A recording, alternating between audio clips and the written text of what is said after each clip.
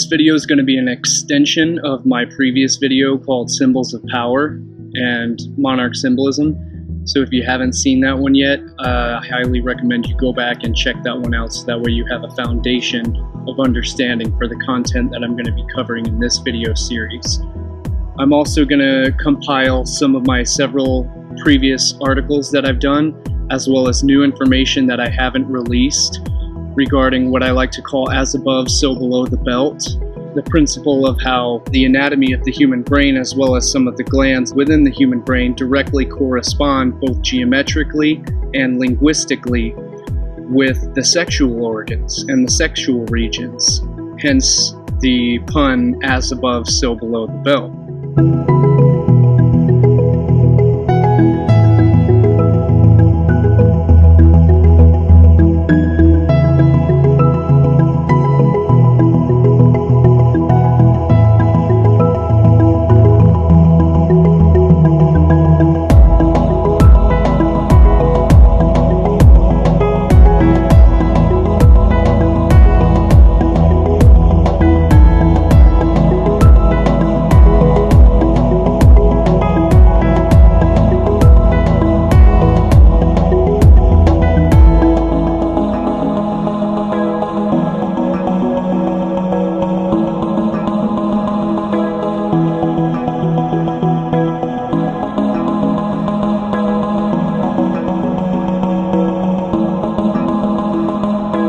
So to start off, what we're seeing here is I saw this image. It immediately clicked in my mind as something majorly important to my monarch symbolism video, as well as monarch mind control symbolism.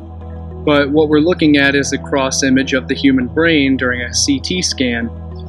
And as we can see here directly in the center, what makes this image so significant and so symbolic is what we're seeing is literally the monarch mind control. We are literally seeing why it is called monarch mind control.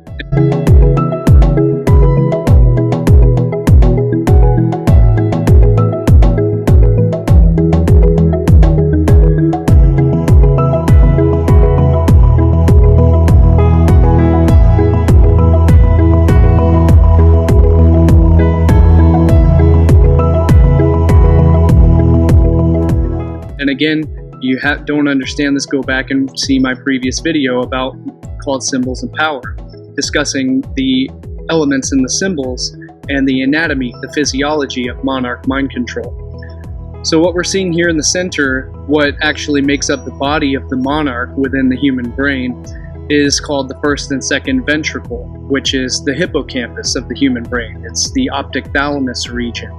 And the hippocampus is what we call Amun's horn.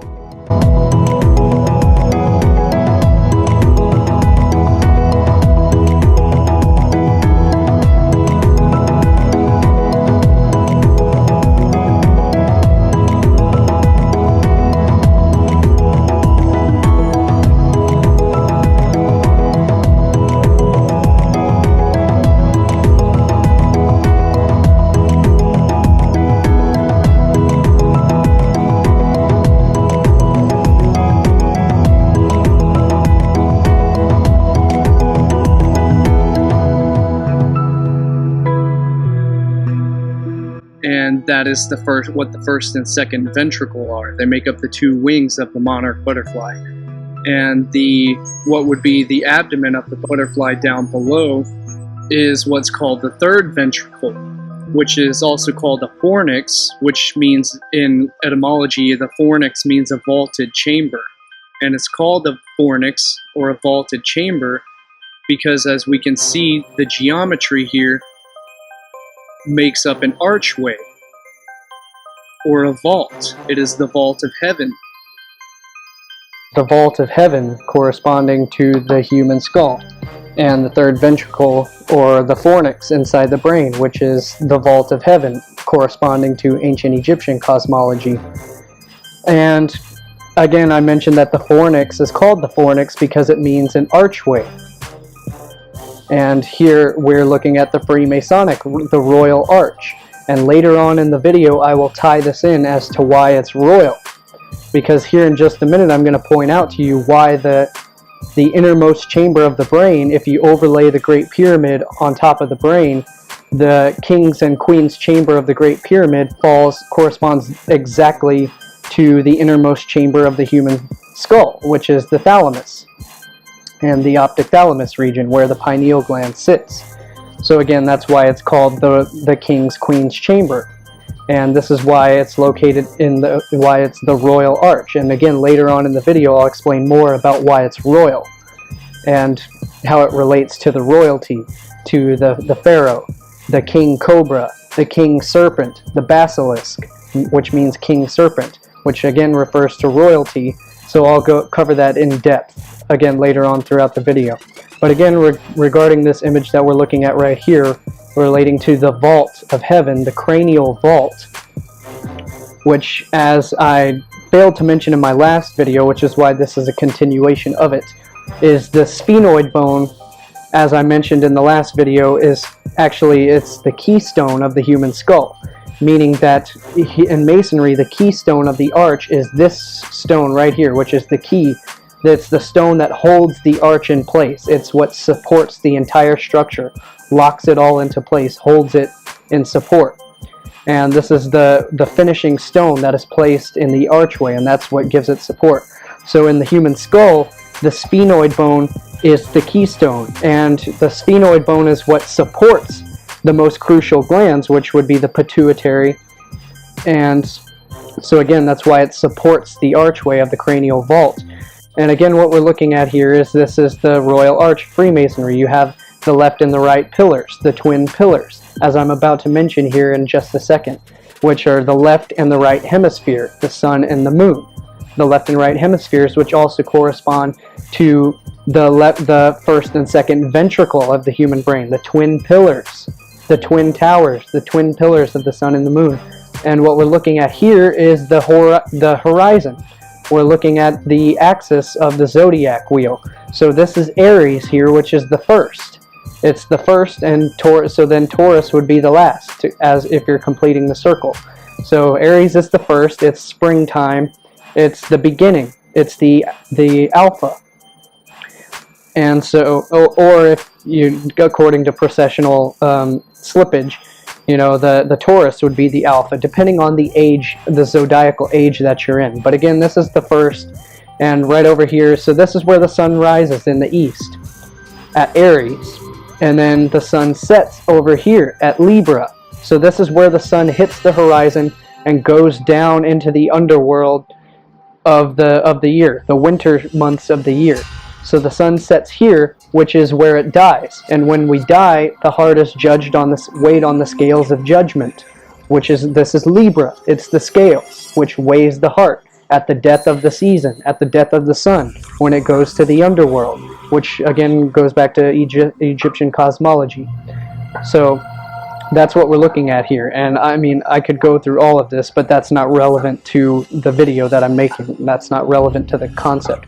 Although here you have the cornucopia representing the abundance, but it's also, notice, it's the horn, as we were just referring to, Amun's horn, the hippocampus. And here you have the 7 stars, the Pleiades. So, but again, that's irrelevant to the video that I'm making. So, but also notice this later on. Notice the caduceus wrap up the pole. We're going to talk about that later on. The snake and the pole, the phallic pillar, and the serpent. So again, we'll cover that later on. But again, and also I forgot to mention this, the keystone is the sign of Cancer. Which, so again, this is where the sun rises. This is the sun at its peak at high noon. But in the season, it's the summer solstice, when the sun is at its peak, or the longest days of summer. So this is the height of the sun, and this is the death of the sun. Sunrise, sunset, when Set kills Horus, when Set overthrows Horus. And the third ventricle is where the pineal gland is located, as well as the pituitary gland. And the pineal gland is obviously what we know as the third eye. So this third ventricle here is where we find the third eye, the third ventricle, the third eye, the vaulted chamber. And this is vaulted chamber, the Fornix, is what we, if we place the image of the Great Pyramid directly over the human skull, and line it up geometrically, this vaulted chamber, this third eye, this third ventricle, this Fornix chamber, directly corresponds to what's called the King's and Queen's chamber within the Great Pyramid of Egypt, of Giza. And so it's also what corresponds in biblical theology as Solomon's temple, the Holy of Holies, the innermost chamber. And this monarch image here, the hypothalamus, the optic thalamus region, is also where the Ark of the Covenant. The Ark of the Covenant, meaning an archway, as in the Fornix, the vaulted chamber, the vault of heaven. The two wings of this monarch, the two wings correspond to the two cherubim, which guard the Ark of the Covenant, which are two sphinxes, whose wings are touching.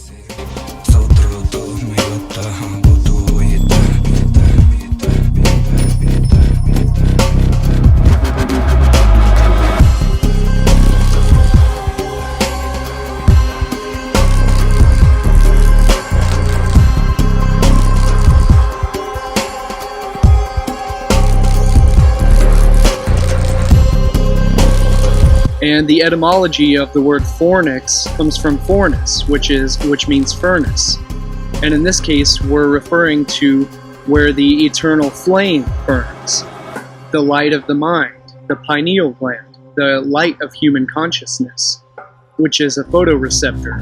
And again, go back to see my series called Symbols of Power to discuss the essence of light and the pineal gland being a photoreceptor. In other words, a receiver of light, which controls the human circadian rhythms, the regulation of sleep and consciousness. So inside the Fornix, or the furnace, where the eternal flame burns, in Freemasonry it's known as the eternal flame. Just like the Olympic torch is lit and is kept burning throughout the entire games, which represents the eternal flame, the torch carried through the underworld of mythology, which is the light of consciousness. It's the light that is never extinguished. The light of consciousness, the enlightenment, the light of the mind. Enlightenment means light within the mind. Yeah, it's like the the candle is the sacred flame. It's the keeping of the sacred flame. The spirit. The spirit. Which is why, in like the Olympics, you have to keep, and in Masonry they keep the torch lit, they keep the flame, the sacred fire burning, and obviously that's the spirit. It's the spirit it's the flame, it's the spark of life. It's the burning light. It's the flame. It's as David Bowie's Black Star song refers to as the solitary candle. In the villa of all men. In the villa of all men stands a solitary candle.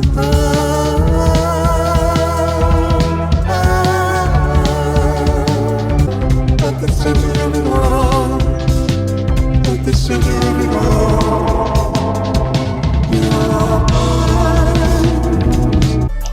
The mind's eye, the third eye, lies directly in the center of the human skull. The pineal is sensitive to light and generates its own source of perceptual light as dimethyltryptamine.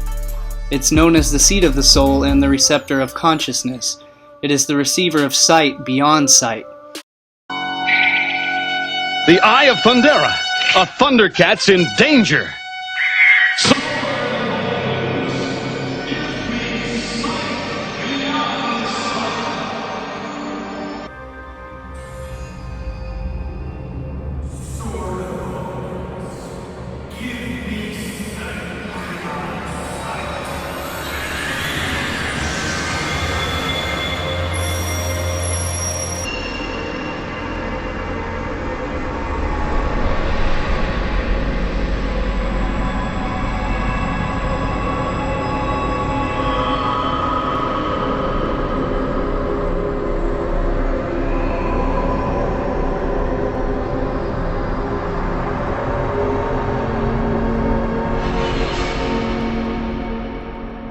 The wavelength beyond the visible light spectrum of far infrared to ultraviolet.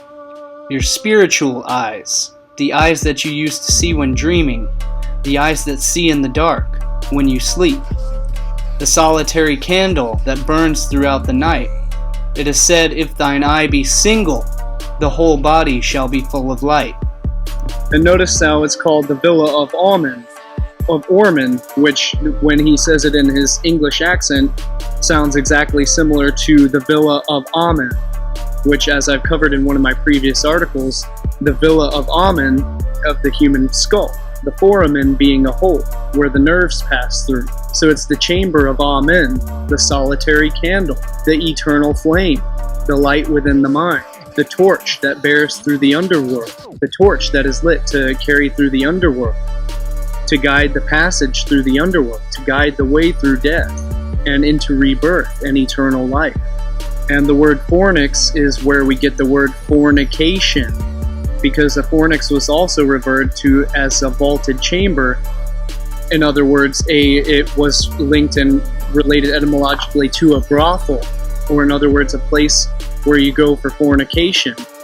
In ancient times, which was known as sacred sexuality or sacred prostitution.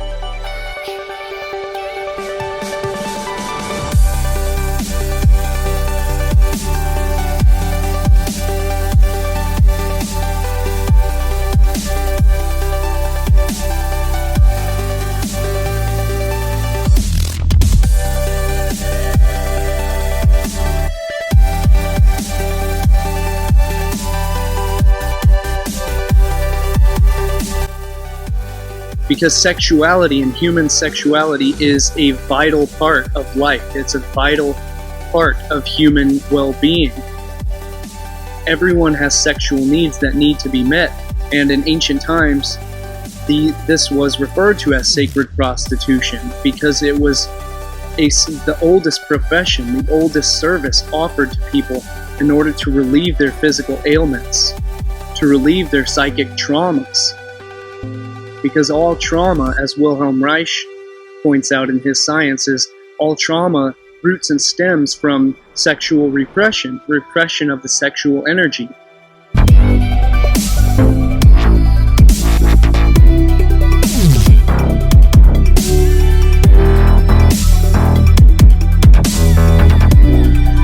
And through healthily circulating sexual energy is what promotes well-being and health and vital life force, vitality.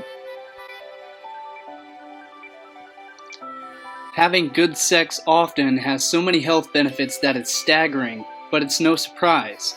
The most important, often missing component is the intimacy, or the spiritual recognition or recognition of your deepest aspect inside another.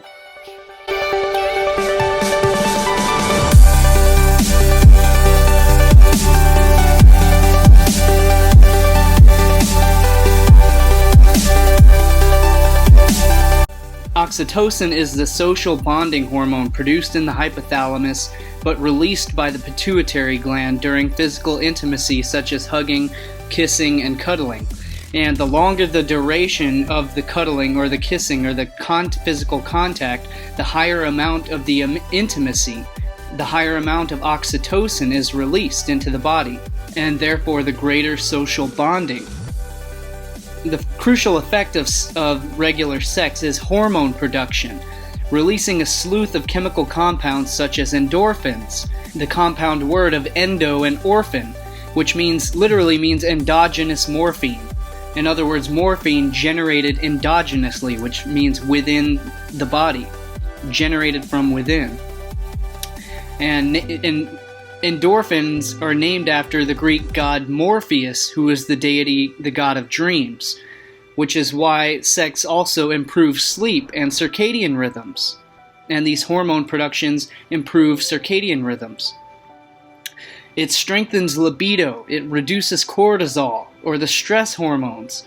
It calms the nervous system, lowers systolic blood pressure, cuts the risk of heart attacks, improves cardiovascular circulation, lubrication, elasticity of the tissues of the vagina, and strengthens the muscles.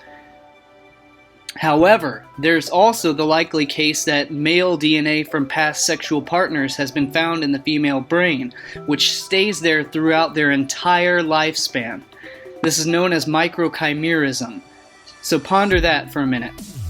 But you also have to realize, as most people won't tell you, that it likely only happens with internal fluid transfer.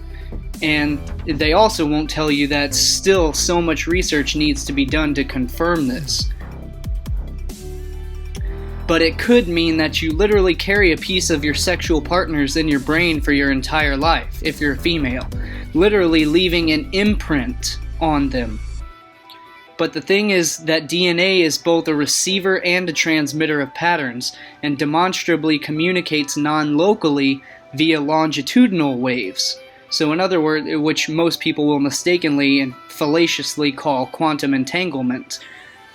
But this is actually an electrical effect, which is faster than the speed of light. It happens instantly, and this has been proven in multiple experiments. In DNA across the country will actually respond simultaneously to stimuli. DNA from the same samples, and this happens longitudinally through what would be called longitudinal waves, or sometimes also scalar waves. This means you could either imprint onto the characteristic expression of your past partners, as well as vice versa. They can imprint onto your characteristic expression. So basically the lesson here is know thyself and heal your personal karma, and therefore you imprint that characteristic onto the expression of all of your past partners, and rather them having their expression imprinted upon your behaviors, your thoughts, and your actions. So this is why self-work is the most crucial aspect of an individual.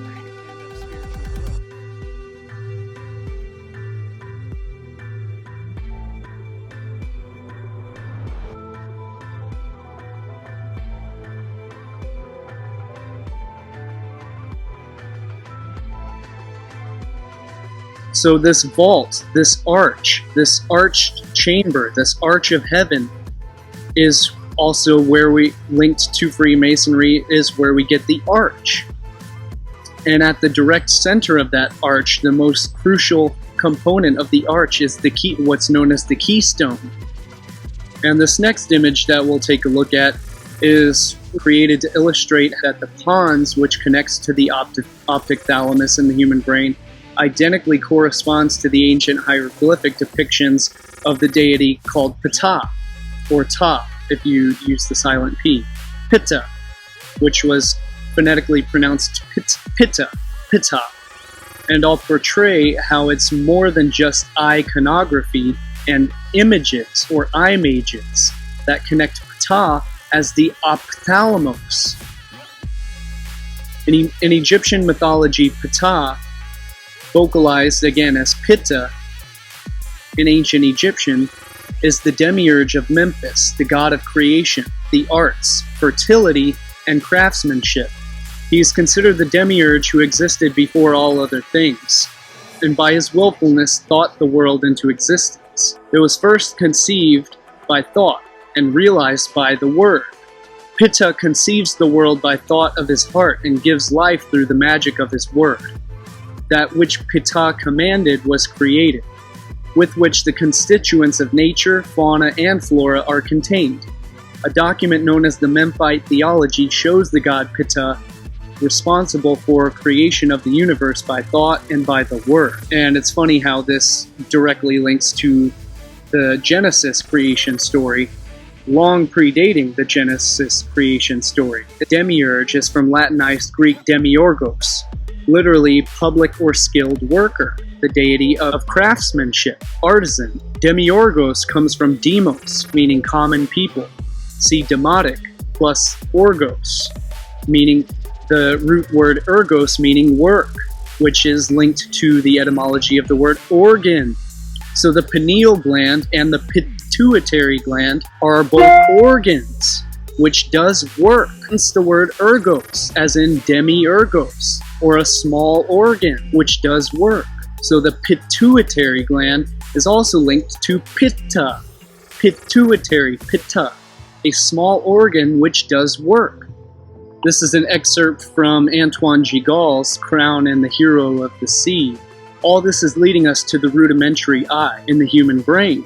The pita linked to the word ophthalmos.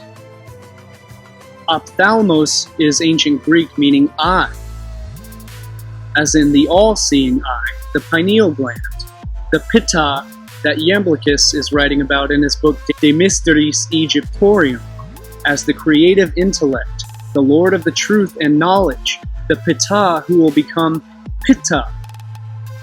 All the past and all the secrets are in the words and the sounds. A long journey from the origins for the most sacred artifact of Egypt. The word ophthalmos, secularly described as being from the root words ops, meaning eye, see optic. A form related to thalamus, meaning inner room or chamber, or in other words, the third ventricle, the innermost chamber, the Holy of Holies.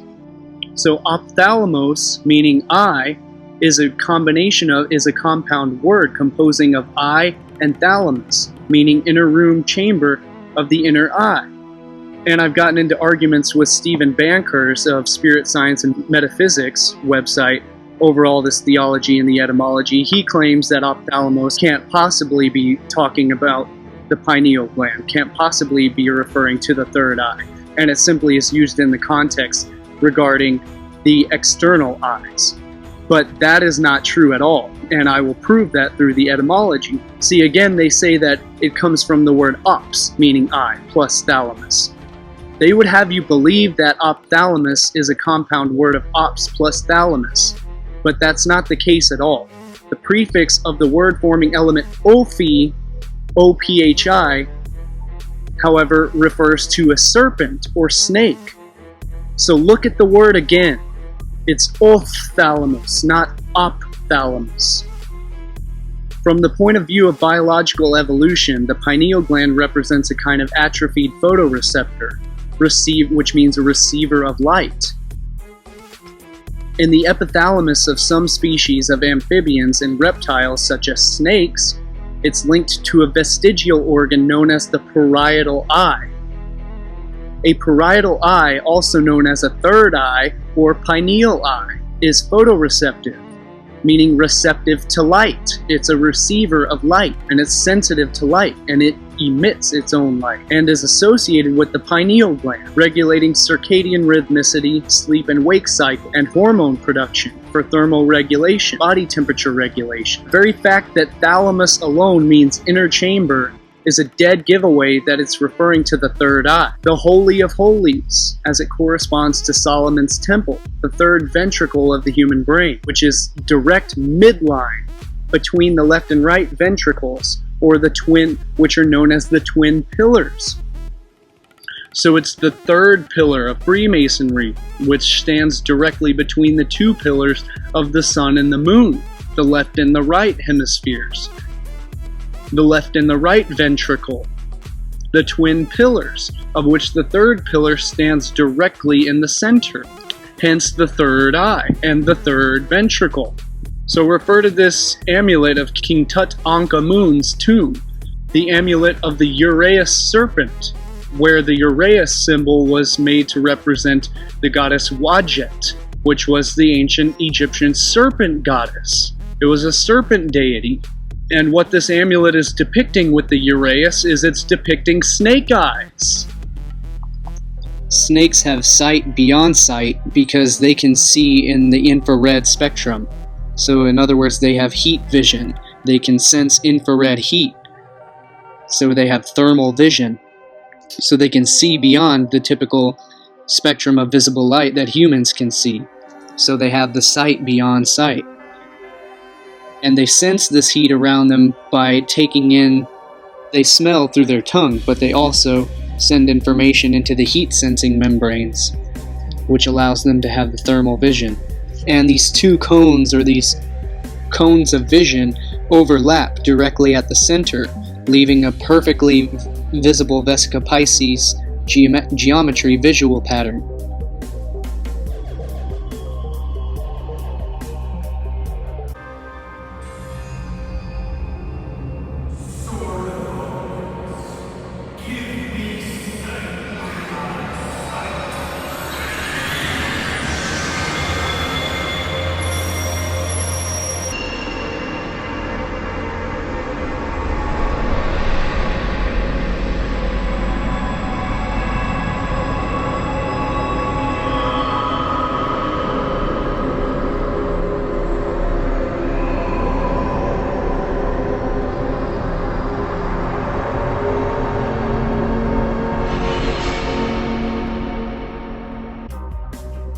the eye of the snake, the third eye, the all-seeing eye, the parietal eye, a vestigial remnant of the reptilian anatomy, the reptilian physiology, which the human brain is segmented into three main segments. You have the pons, or in other words, the brain stem, which regards to survival and direct basic needs, and then you have the midbrain, which relates to emotions, and which is the mammalian brain, which relates to emotions and temperature regulation and hormone production. And then you have the newest development of the brain, which is the neocortex, which is related to higher thinking and higher cognitive abilities, rational functioning, problem solving.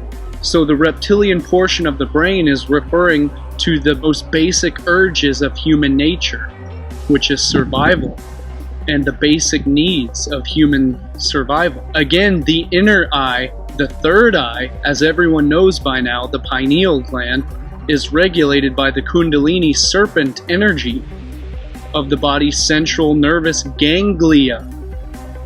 In other words, gangs or networks of glial cells, of glia, which are neural cells, which represents enlightenment, or in other words, light within the mind. The serpent energy represents life, rebirth, fertility, divinity, and royalty, as shown by the basilisk, which means king serpent, which comes from the root word of basil, which means king or royalty.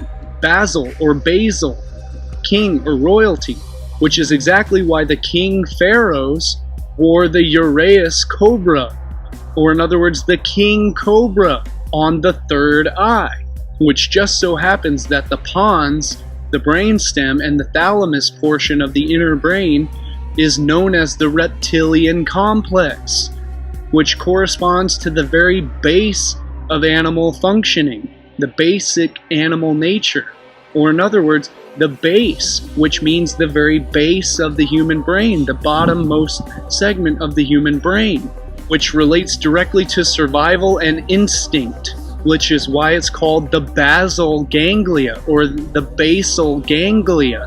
Literally means the base of the brain. It's the most basic ganglia of the human brain, which is why the base of the brain, or the basal ganglia, looks exactly like a hooded cobra standing on its tail, standing erect.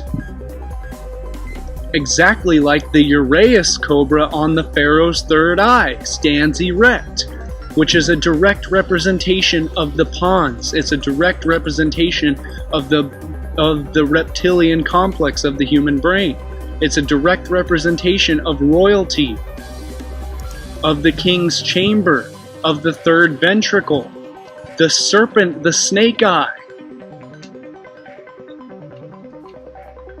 The pineal gland is the only midline brain structure that is unpaired or azygous. It's not directly bisymmetrical, and it takes its name from its pine cone shape, which follows a perfect golden ratio Fibonacci hypertrochoid pattern.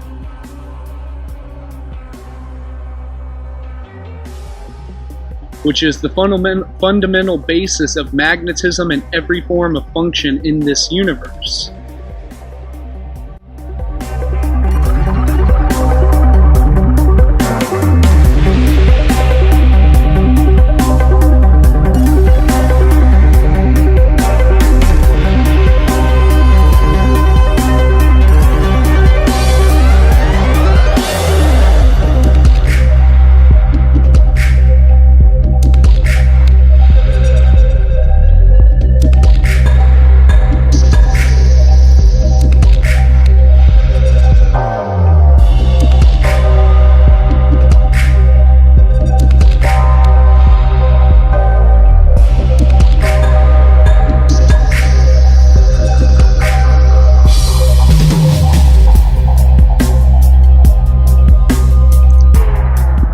The serpent in the tree of knowledge represents the Kundalini energy rising up the spine, which is known as Jacob's ladder.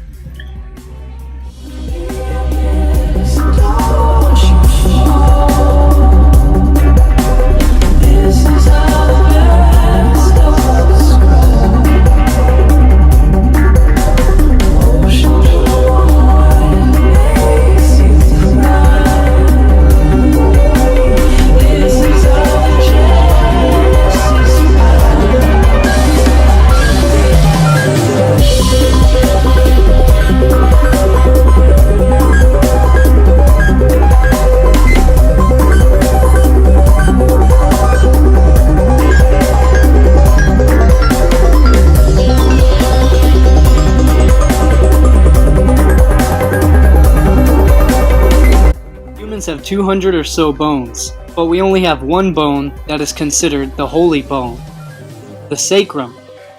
However, all bones are holy. All bones are also full of holes, or holy, which in medical terms are called foramen. They are foramen.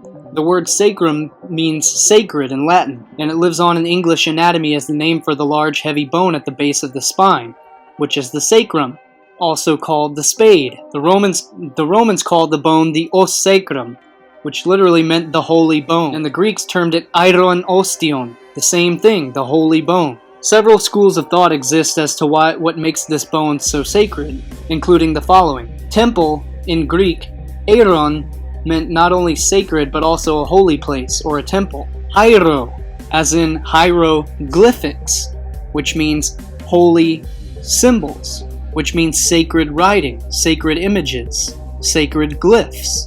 So again, in Greek, hieron meant not only sacred but a holy place or a temple.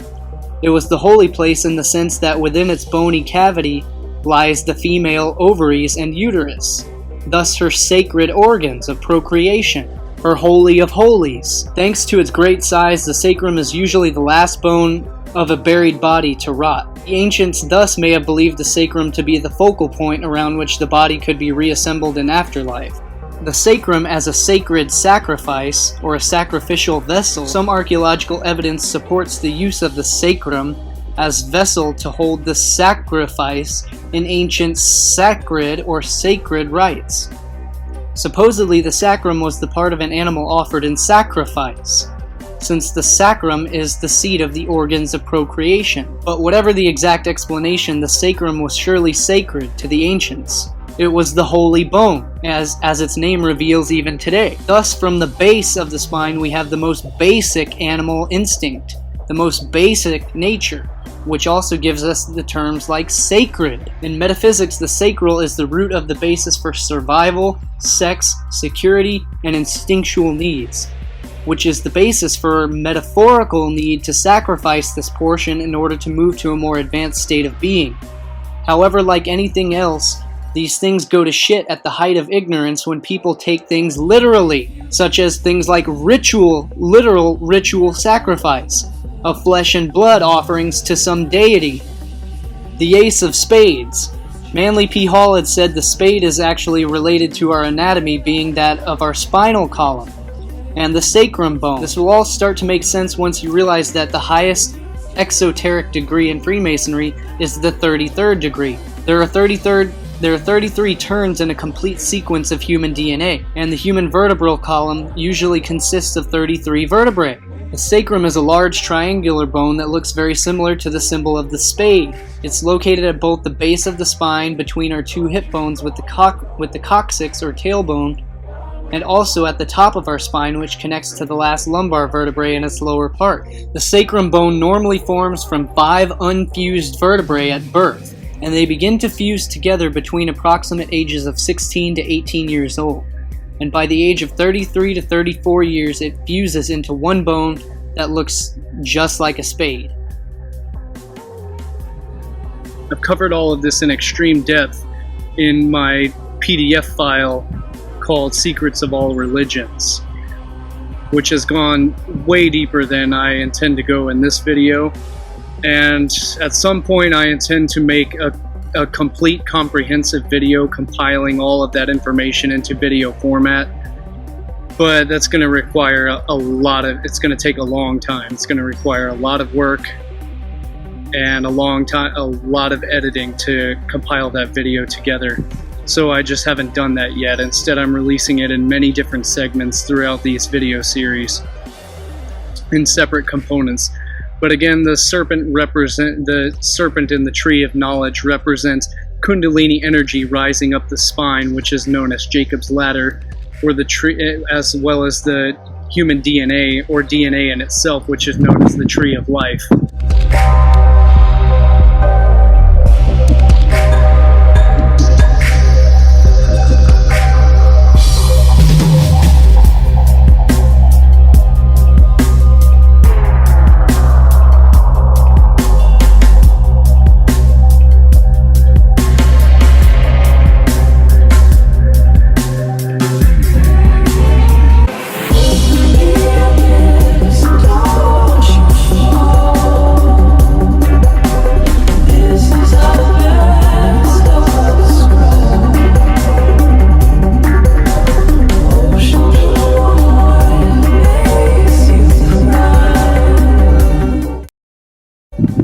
corresponds directly geometrically to other mathematical formulas and Fibonacci sequence in nature, which is what trees follow as well. So in other words, other trees as being the tree of life, in other words, fruit trees being the tree of life as well, which is the tree of knowledge of good and evil.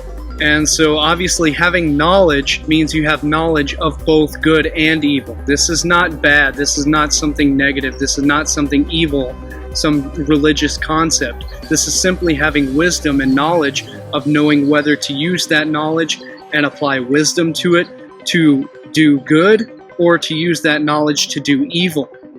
So it can be used either way, but either way, knowledge is power, and knowledge is the key. You cannot achieve good or evil without having knowledge and without having wisdom. So that is the essence of the tree of knowledge and of good and evil. And all of these ancient depictions of archetypes trampling the serpent, or standing on snakes, or wrestling or grasping, or wrestling with snakes, or wrestling with serpents, slaying the dragon, simply represents having control over your kundalini, your sexual energy. It means being the master of your own energy.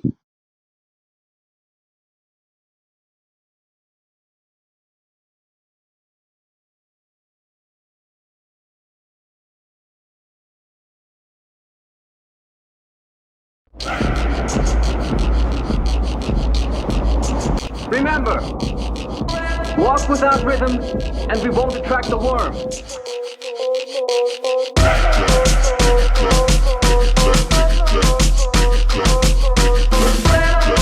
Recall 1,000 lawyers buried up to their neck in sand. What? No sand?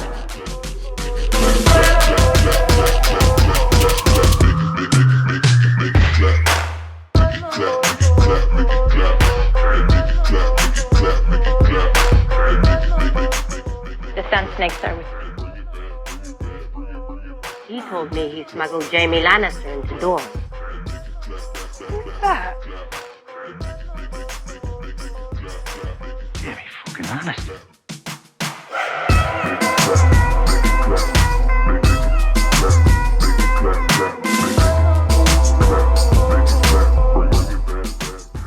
Only one God can save us, but not without his eye.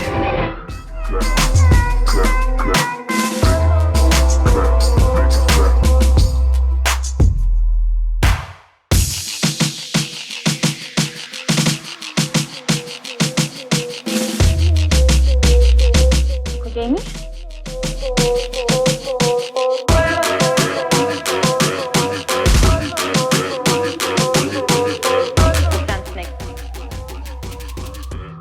That's a storm.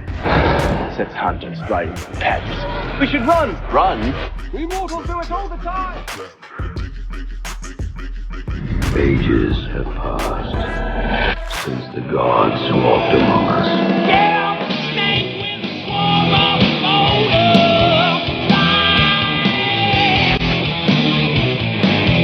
Get up the snake under the collar. Sugar, do we have worm sign? Close your eyes. You see the snake. Moses.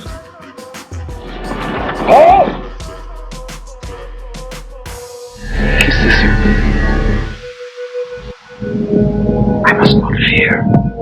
Fear is the mind killer. But to kiss it without fear will take us through the garden. Is it a dream where you see yourself standing in sort of sun god robes on a pyramid with 1,000 naked women?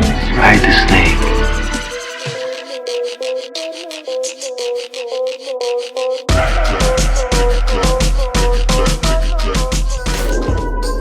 We have one sign the likes of which even God has never seen. Then you shouldn't be afraid to ride.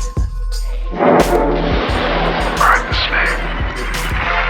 Hello and welcome to the $100,000 pyramid, our guests. Can't you feel the darkness? I'm a light.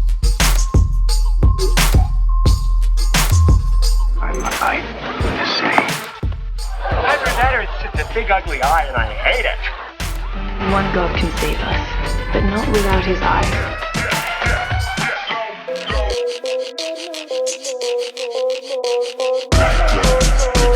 Through the all-seeing eye.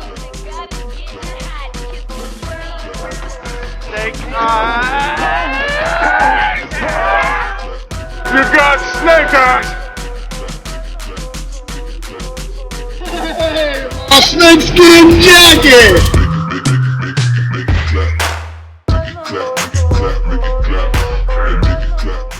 I found it! Him! That! The third degree master mason of the blue line. Hey!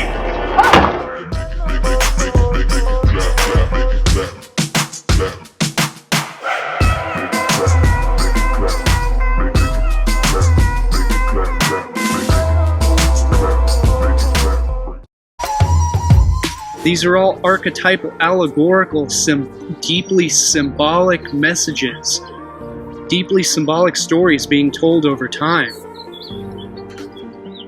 So this is not about simply something being good or evil.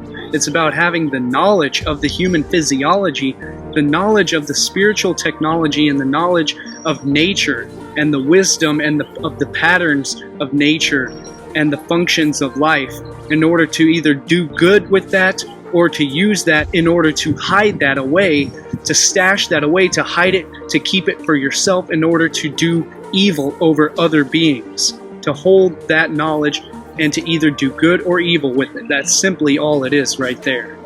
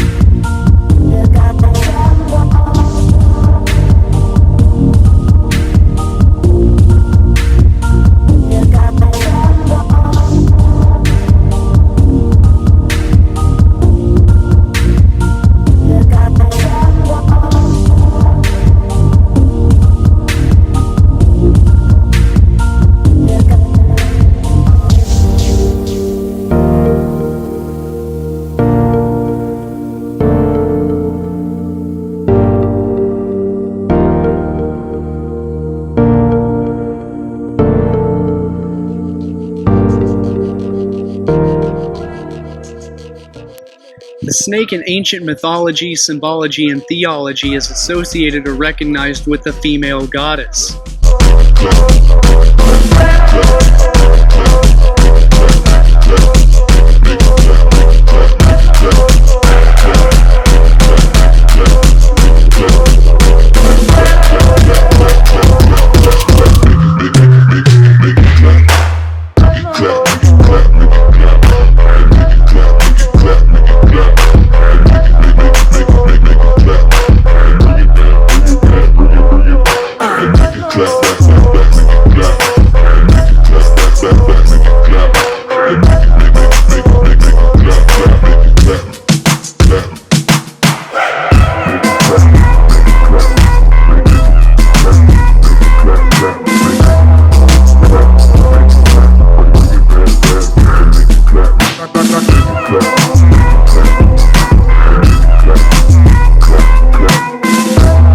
As well as with the male aspect as well. The snake is a symbol of both the male penis, the male phallic energy, as well as the female energy. And this is the archetypal serpent goddess. This is why we always find the archetypal dragon queen or the drag queen, which is exactly why the drag queens of Hollywood and its magical druidic order always show you the dragon queen, the mother of dragons. The serpent goddess represents the Kundalini energy. The Kundalini energy comes from the etymology of kunda, which comes from kunta, kunt, kunt. The etymology of kunt, meaning goddess, queen. the only word representing the entire female genitalia, and not just one specific aspect of it. So Kundalini comes from kunt, as well as lini, line, ling, lingam, which all refers to the phallic line, the phallic, the pillar, the lingam, the line.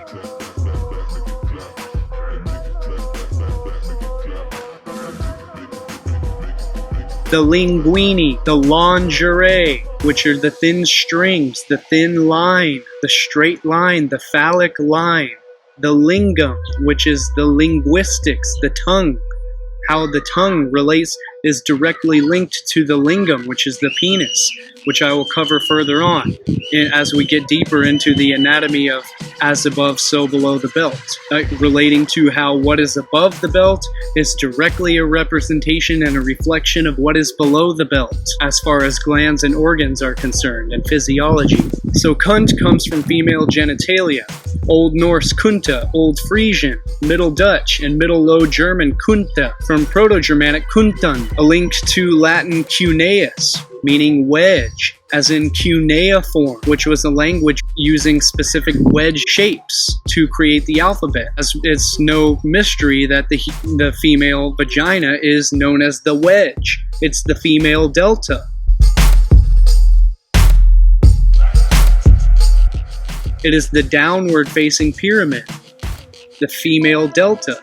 Tradition said the triangle was the primordial image of the female triangle of life.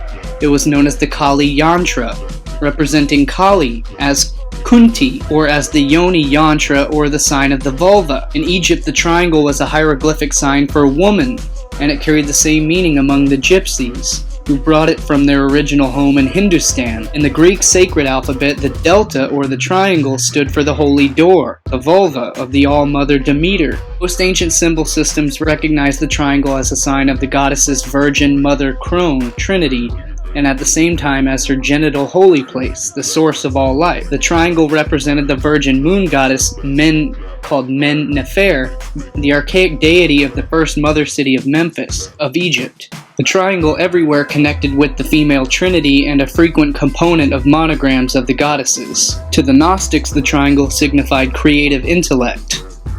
The Sinai Peninsula, which is known as the Fertile Crescent, the female's fertile crescent. Cuneus, meaning wedge, from Proto-Indo-European root gu, meaning hollow place, as in hollow hole or vagina. From Proto-Indo-European gwen, which is the root of the word queen, related to Greek gyna, meaning woman, hence gynecology, the study of the woman, of female anatomy. And you are Gina? Gina. Hey, what's up? Nothing. Look, I'm going to be real honest with you. It's been a long time since I've been with a man. Spent a lot of time with the ladies. Looking to get back up on that pogo stick, you know what I'm saying? So when we look up the etymology of the word Gina, or Gina, the name Gina, it brings us to yawn, the open wide mouth, the yawn, her gape. From Jin, Old Norse Gina, to yawn. Proto-Indo-European guy or gay, to yawn, gape, to gape, the yawn, to gape, be ajar. So this is why we're talking about her yawnin, her yoni, the yoni, the yawn, the open mouth, the gape, her gina. So the origins of the word cunt directly relate to the female goddess, her queenhood, the goddesshood, the goddess aspect. It is not something derogatory. Anytime you use the word cunt, it is held in the highest, most sacred aspect. The snake has always been the symbol of fertility, rebirth, and renewal, shedding of the old skin of the old self and being reborn into your new skin. The snake emerges from its den, or its dark, dank hole in the ground. The underworld. All life, everything in nature and everything in this universe emerges from the darkness, aka the black hole, which is a vaginal innuendo. As far as physics is concerned, this is nothing other than simply sexual innuendo regarding the physics of things like black holes.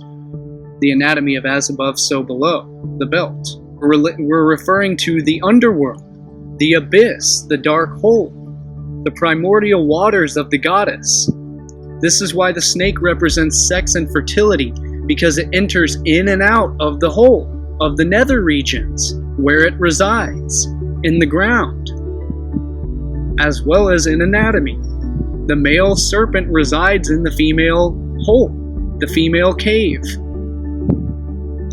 Darkness represents or represents the feminine nature, because the goddess is negative in nature, and negative not as in bad, just simply negative polarity, as in two polarities, and the female is the negative aspect, the negative polarity, where the male is the positive. Electricity, you have an outlet, a male and a female outlet. The male deposits the inserts into the female outlet. Thus her organs are inward. Her energy contracts. Her sexual energy is contracting. It is centripetal, meaning it sucks within, it sucks into. This is directly relating to physics and magnetism. In physics, you have centripetal convergence and centrifugal divergent forces, two forces of nature. There is expansion and contraction. Everything in nature breathes in and out in an ebb and flow. So the female energy, her essence is magnetic, as in Magdalene, as in magic. The root word of mag being female, magnetic. Her essence is water. It's cool, wet, moist, which is why she's associated with the cave, the caverns, the dark hole that leads to the underworld, to the abyss, into the ground where caves go.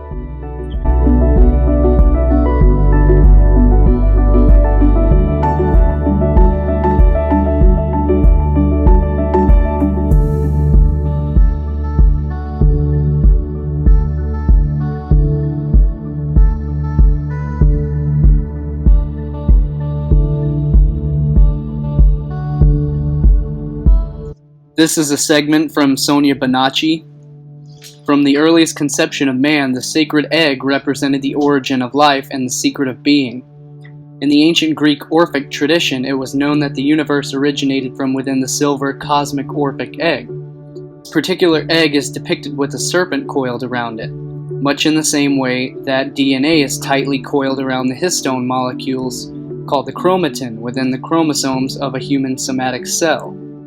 As the image illustrates, the core of a nucleosome consists of 8 protein molecules, called histones.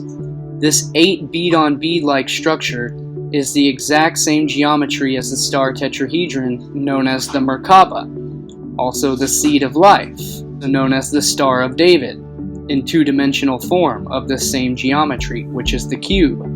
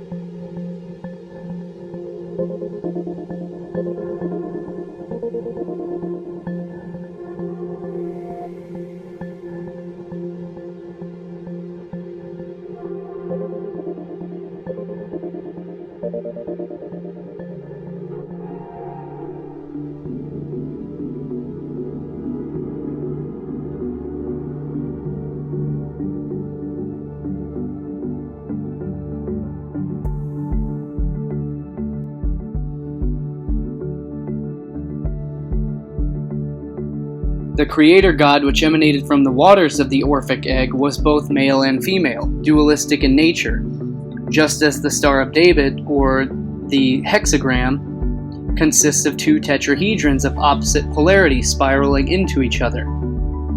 So again, as I've covered, these are the two polarities, the male and the female. The hexagram, which is correspondingly the sexagram. It is the male triangle, upward, fire, corresponding to the female element, water, downward triangle, downward tetrahedron. And these two tetrahedrons, these two polar vortexes, these vortices, they intersect and they create the magnetism of all life. It is the structure and the fundamental foundation of this universe. It's how everything in this universe works, electromagnetically, through these twin vortices. It was believed that this winged god created all the other gods as above, just as the nucleosomes are entwined within the genetic blueprint required for the creation of so below, here on Earth, which corresponds to the Egyptian deity called Neph, or Kneph, which was also depicted as the winged egg. Looking at the ancient mythological and spiritual teachings of cosmology, we clearly understand we're all about and inspired by the cycles and movements of the heavens and planetary bodies above. With the aid of the electron microscope, we're now able to delve deeper within the intracellular structures of the human cell, and perhaps come to understand how these stories are reflected within the physiological processes of the human body, what we coin as astrophysiology. And again, it's the divine nature, this is the divine wisdom of the human temple. All of these myths, these stories, and these archetypes are referring directly to the anatomy and the physiology of the human body, of the temple, the inner temple. Darkness is universally perceived as evil simply because the darkness is associated with all things representing death and unconsciousness. In other words, the nighttime, when the sunlight goes away and it dies, when all the monsters come out, when the nocturnal predators would come out and threaten the very survival of primordial man around the campfire. This is why the light is perceived as good and the darkness is perceived as evil, because the darkness is the very basic human survival mechanism, where the predators, the nocturnal predators, come out and prey upon man, because he's not an apex predator. So yeah, because man is not a carnivore. He's not an apex predator by nature, by evolution. We've developed tools to consider ourselves apex predators, but in nature we are not apex predators. So this aspect of the fear of the dark is the very root of all human fear, especially fear of the dark. It's the unconscious nature within us that is the very aspect and essence of fear, which is why we perceive things as dark and darkness as evil, and thus why the feminine is perceived as evil, why the feminine was always perceived as a demon, and a demon is related to the dark nighttime, is related to the female goddess. This is why the female goddess has been demonized. The downward decline of descent into the demonic realm of the underworld, which is the degrade, the decline of the season. When the summer declines, it dies into the winter season. Mm-hmm. So obviously it's not all of these dark, black, shadowy aspects are nothing to fear. I mean, that's what they want us, is to be afraid of the dark, to be afraid of the underworld, where all the secrets are kept. Yes, and the word dark, what means D and arc. D is like a pyramid, if we will see at the letter how it looks like, which has a fire in the middle, because pyramid is fire in the middle, and we have arc. So it means we have the fire in the middle, the pyramid, which opens that arc. So through darkness we can go and see light, because we have the opposite. Of course, the light shines into the dark, and that's what gives birth to life, is that spark. Is that spark. Mm-hmm. Yes, and that letter D is also as a prism, because when light goes through the prism, we have the other 7 spectrum of the other colors. So it's actually saying that the word dark, it really is the opening of the gates of the arc with the colors of the prism. Mm-hmm. It's yeah, I was thinking about that, and I wrote something down a while back. How that spirit, that light, descends into the water or matter, and from there on binds to earth through water, right? Then ascends again and sets the matter free and takes the water. Now your body is almost 80% water, so the fiery spirit must go through the air, which is mind, to water, matter, which is the body. So that's the interconnected sexual divine unity of male and female that it passes through on its way to the Red Sea, the blood, to manifest in matter. So there it is, through love, through that unity, the fire descends into the matter, water body. And just look at the alphabet from A to Z, from head to toe. If you line up the alphabet on the 26 letters from head to toe, it works that way too. In German, our word for toe is C, which is Z-E-H. Head to toe, the Z, from A to Z, same thing. And if you lined it up on the body, the alphabet, you get A-B at the top, 2-M-N in the middle, and that spells abdomen, right? From ab to M-N, abdomen. That reminds me of the Ab being the Ab being the father, And obviously the Ab, being the father, is also the head, or Aries, which is the Abba. It's the Abraham, the ram, the ram of which is Aries, the head. So that's why the Ab, the A and the B would of course be at the head. Mm-hmm. And then down to the toe, where the water, your body connects to the earth, soil, where you ground it. And this gets me thinking about the way that male-dominated patriarchal Christian society, which has always been underlied by the female matriarchy, but it's just been covered up. The matriarchal goddess worship has been taken over by the patriarchal god worship. In other words, the phallic worship of all the obelisks and the tower.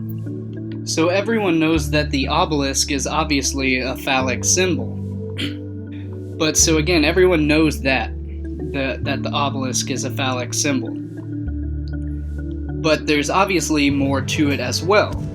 Anywhere you find the phallic sex magic, you find the symbol of the goddess as well. You find the penis penetrating the goddess vagina, the goddess yoni. So of course you're going to see that everywhere as well, such as Washington, D.C. and the Vatican. Anywhere you find the obelisk, you also find the feminine, find it penetrating the feminine as well. So there's obviously a dualistic nature to it. It's not just the phallic worship. It is a sex magic ritual. It is the union, the divine connection between heaven and earth. The skyscrapers, the phallic tower. All of these towers, these obelisks, they're radio antennas. If you compare the electrical science to the obelisk with the radio antenna, they're identical. Same with caduceus. These are radio electrical antennas.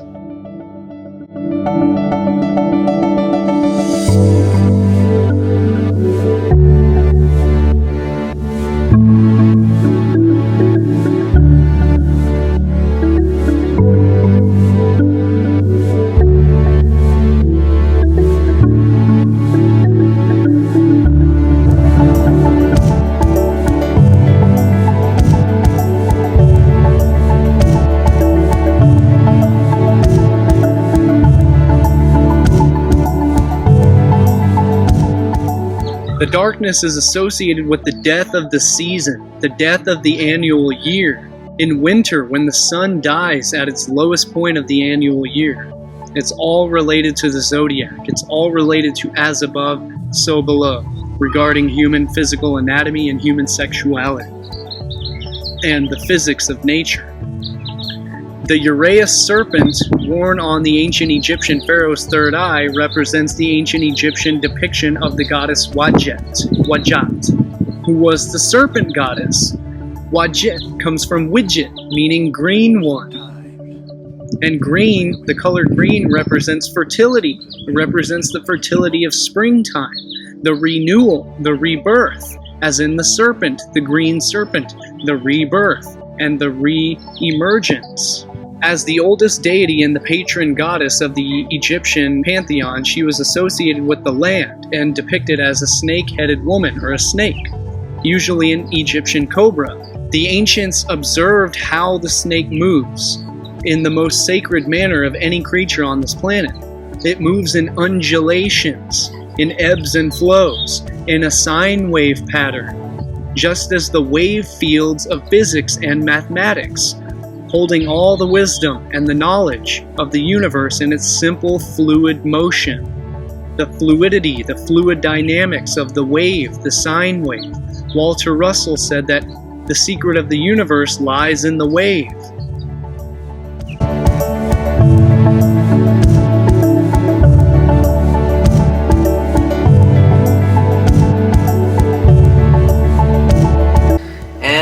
I showed you a demonstration a few days ago of the fact, now we're looking at the plane of inertia along this magnet, which is right down the center. It's not located there, but it's a pressure field mediation, which you can't cut it out. You can never cut out North Pole or South Pole. I explained this in great detail a few days ago. Okay, it's a plane of inertia. What happens is, over a greater spatial difference, the pressure mediation, and this is a string, this is too long for the dielectric inertial plane to sit at the center. If I take 2 or 3 magnets, Let me take off 2 of them here and put them down. Okay? If I just take 2 of these, the plane of inertia will sit right there in the middle. You can see it, right? Well, that's all well and fine. But with too great of a spatial distance, let's just say this is a longitudinal transmission here. This is really long. The plane of inertia can't sit at the middle here because there is too much spatial phase between this end and this end. So it cannot exist as a plane of inertia.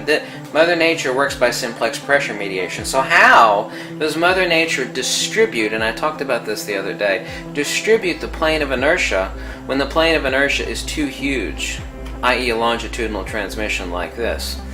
As I showed you, if you're able to look up close, and you can buy a set of these if you want, these are just like 2mm cube neodymium iron borons. It distributes itself in a double helix and a vortex, exactly like, except this time it is inverse to light. Now the circuit of light, listen closely here. You better pay attention closely here, okay? In regular light, light is a coaxial circuit. We have transverse electrical and magnetic and a longitudinal plane of dielectric pulses. Actually, excuse me, the pulses are right here, where the electrical and magnetic are at their null point, okay? And with increasing frequency, like blue light, towards the blue end of the spectrum, we have more pulses, which is why we have, this is also the explanation for the photoelectric effect, which Einstein won a Nobel Prize for, but he made correct observations but incorrect conclusions.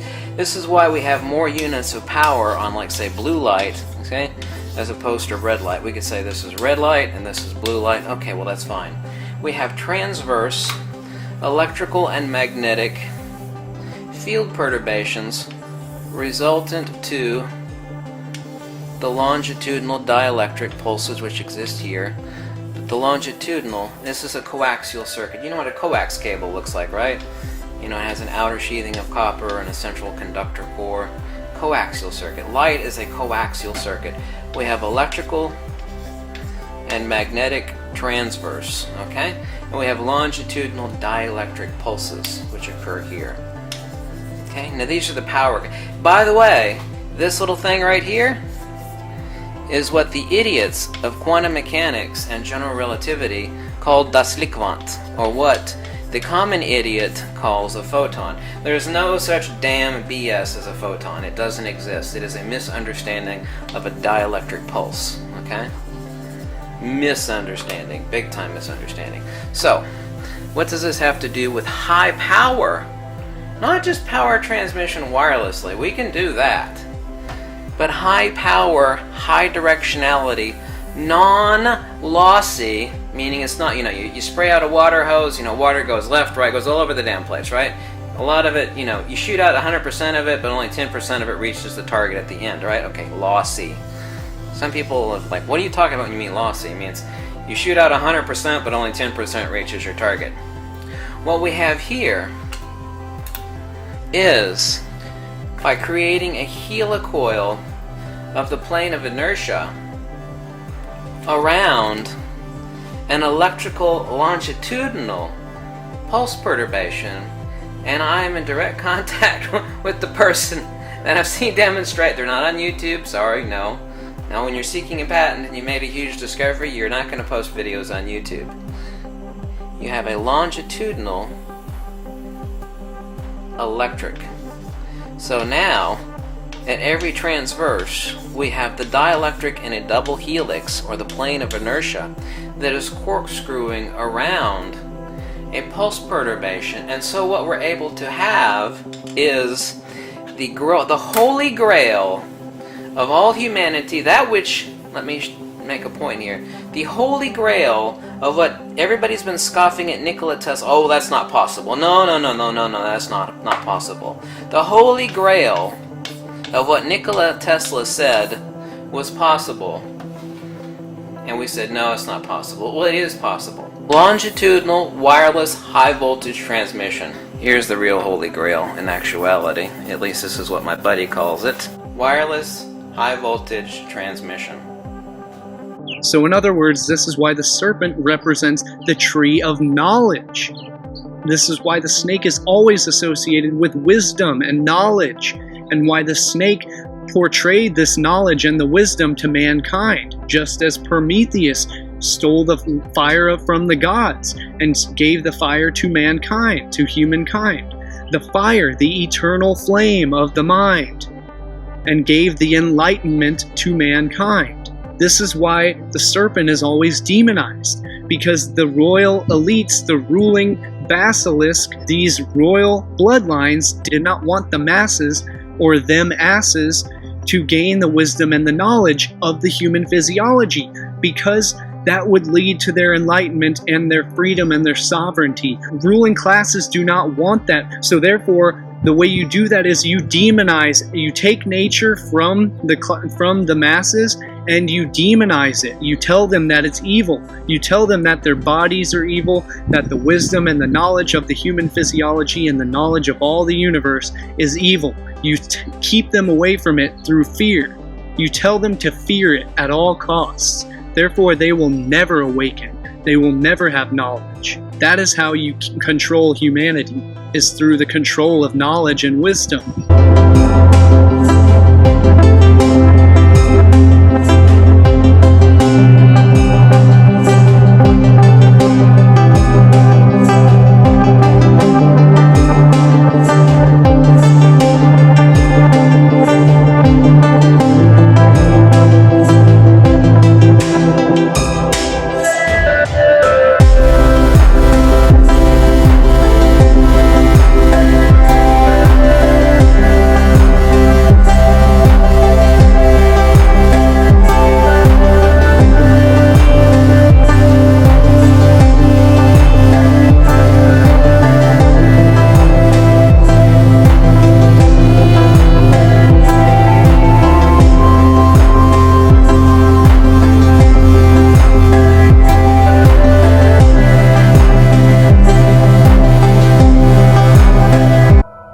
we are trying to do is return the focus of attention to individual experience. We have been slave too long to ideology transmitted hierarchically and based on a tremendously alienating instrumentality.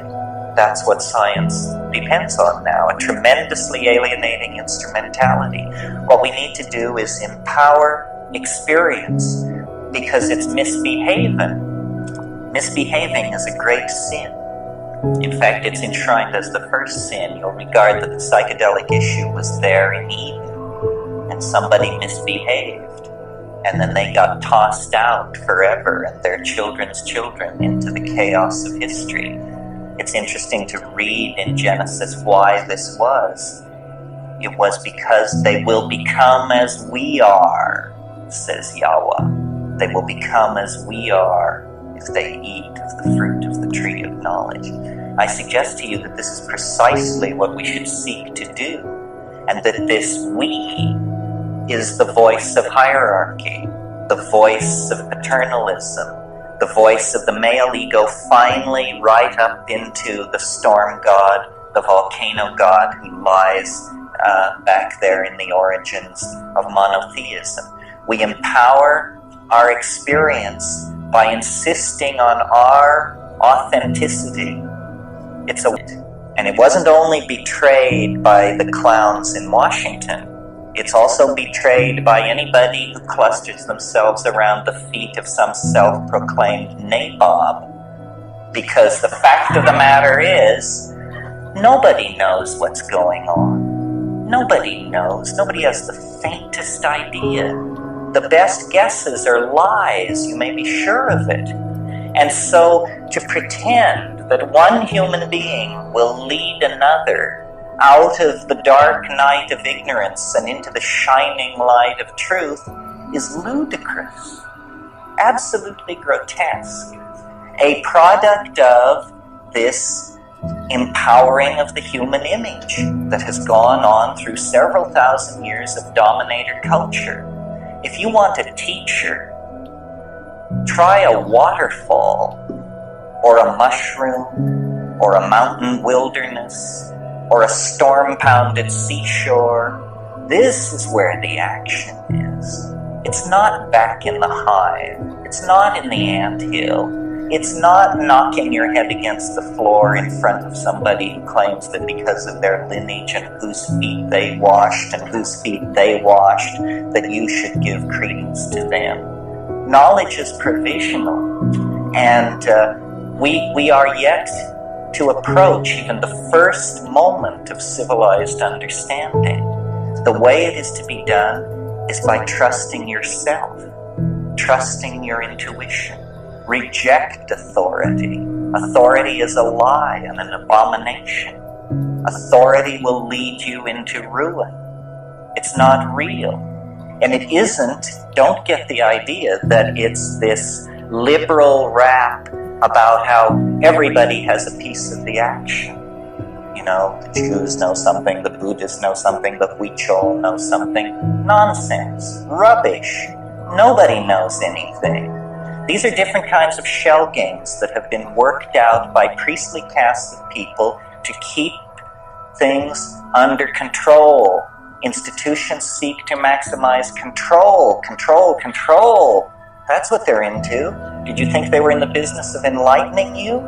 Saving your soul? Forget it. Control is what this is all about. And to the degree that we commit ourselves to ideology, we are poisoned. Any ideology, Marxism, Catholicism, objectivism, you name it, rubbish, all rubbish. What is real is experience. What is real is this moment. And so then what it becomes about is, what are the frontiers of experience? How much of that has been taken away from us by these dominators, by these priesthoods, by these cults, by these philosophical shell games? Well, a lot. That's the whole story of history. Our growing unease, our growing dis-ease, our malaise is all about the fact that we are kept from the wellspring of experience. We are sexually repressed. You may not feel it, but look back 100 years to a world where pianos wore pants. You know, we've made a little progress on the sexual thing. Maybe not. Maybe more or less than we think. But we are repressed in all of these areas. And we are particularly repressed in the area that relates to experience, because it is raid to the dominator insect invasion. They can't take it. They can't stand it, because it empowers the individual. It dissolves the cheerful model of science. It's just exposed as, a nice story. It enriches the accessible universe tenfold, 100-fold, 1,000-fold.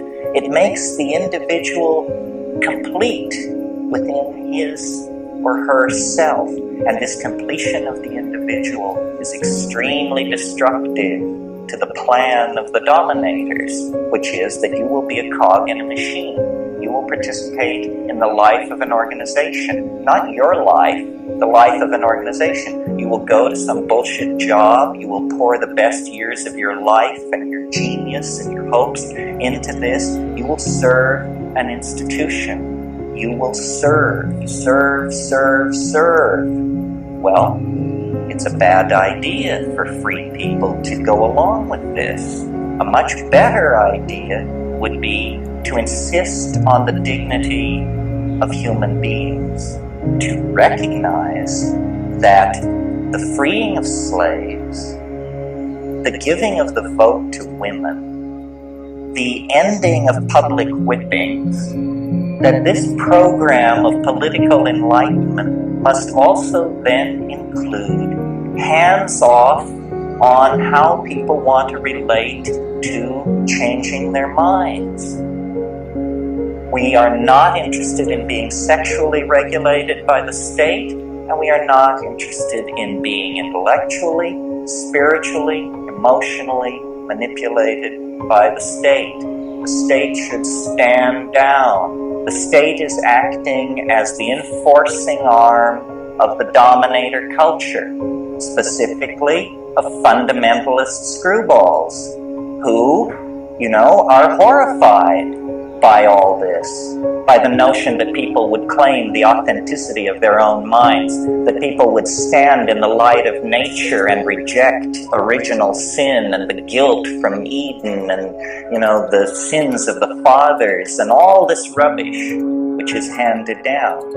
What the archaic revival is going to have to mean, if it has teeth, is a re-empowering of the individual and a consequent lowering of the profile of institutions, especially government.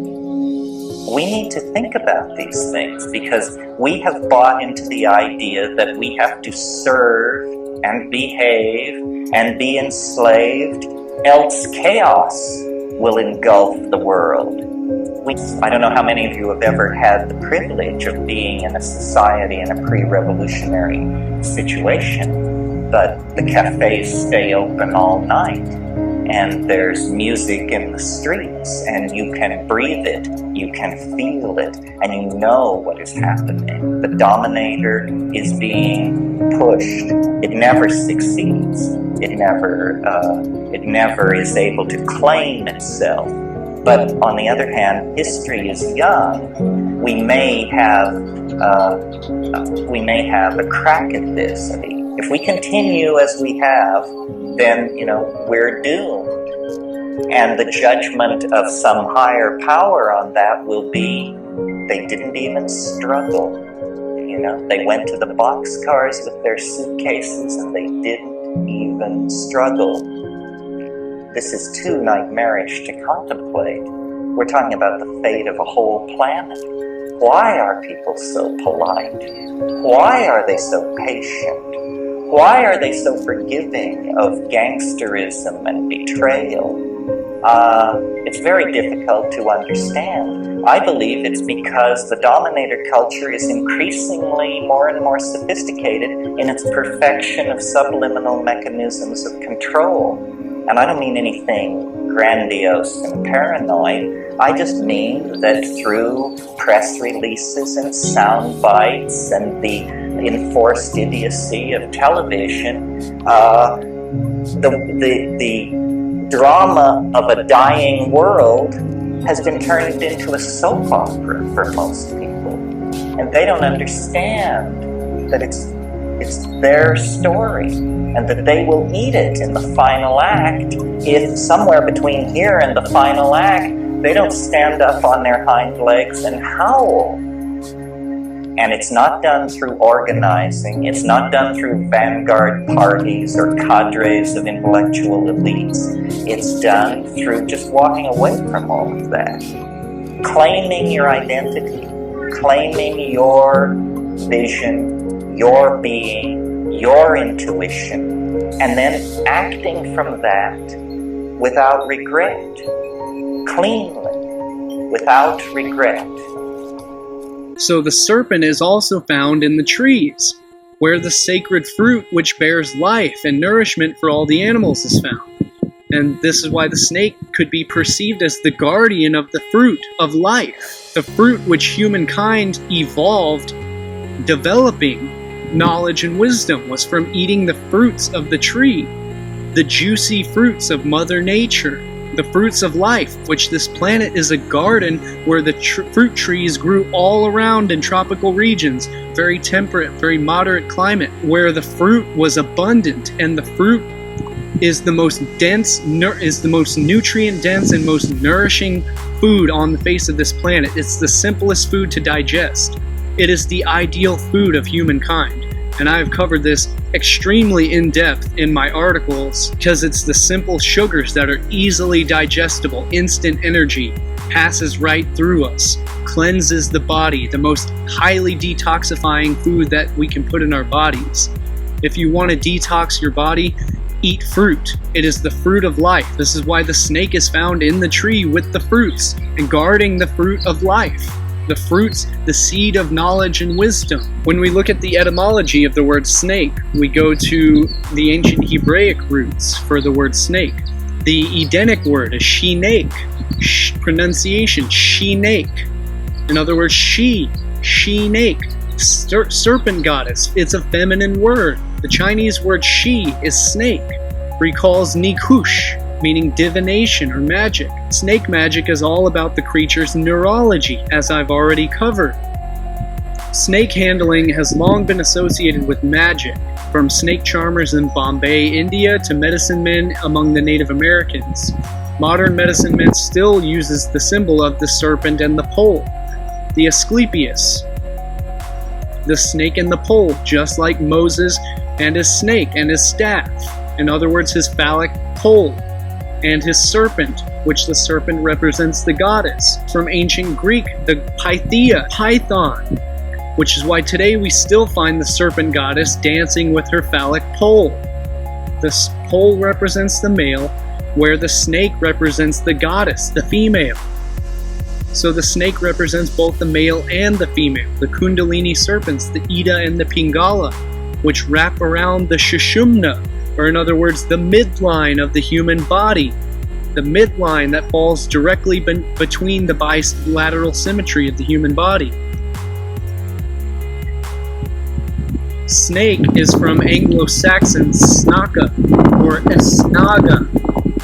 Snaga, Sanskrit meaning serpent, the Nagas.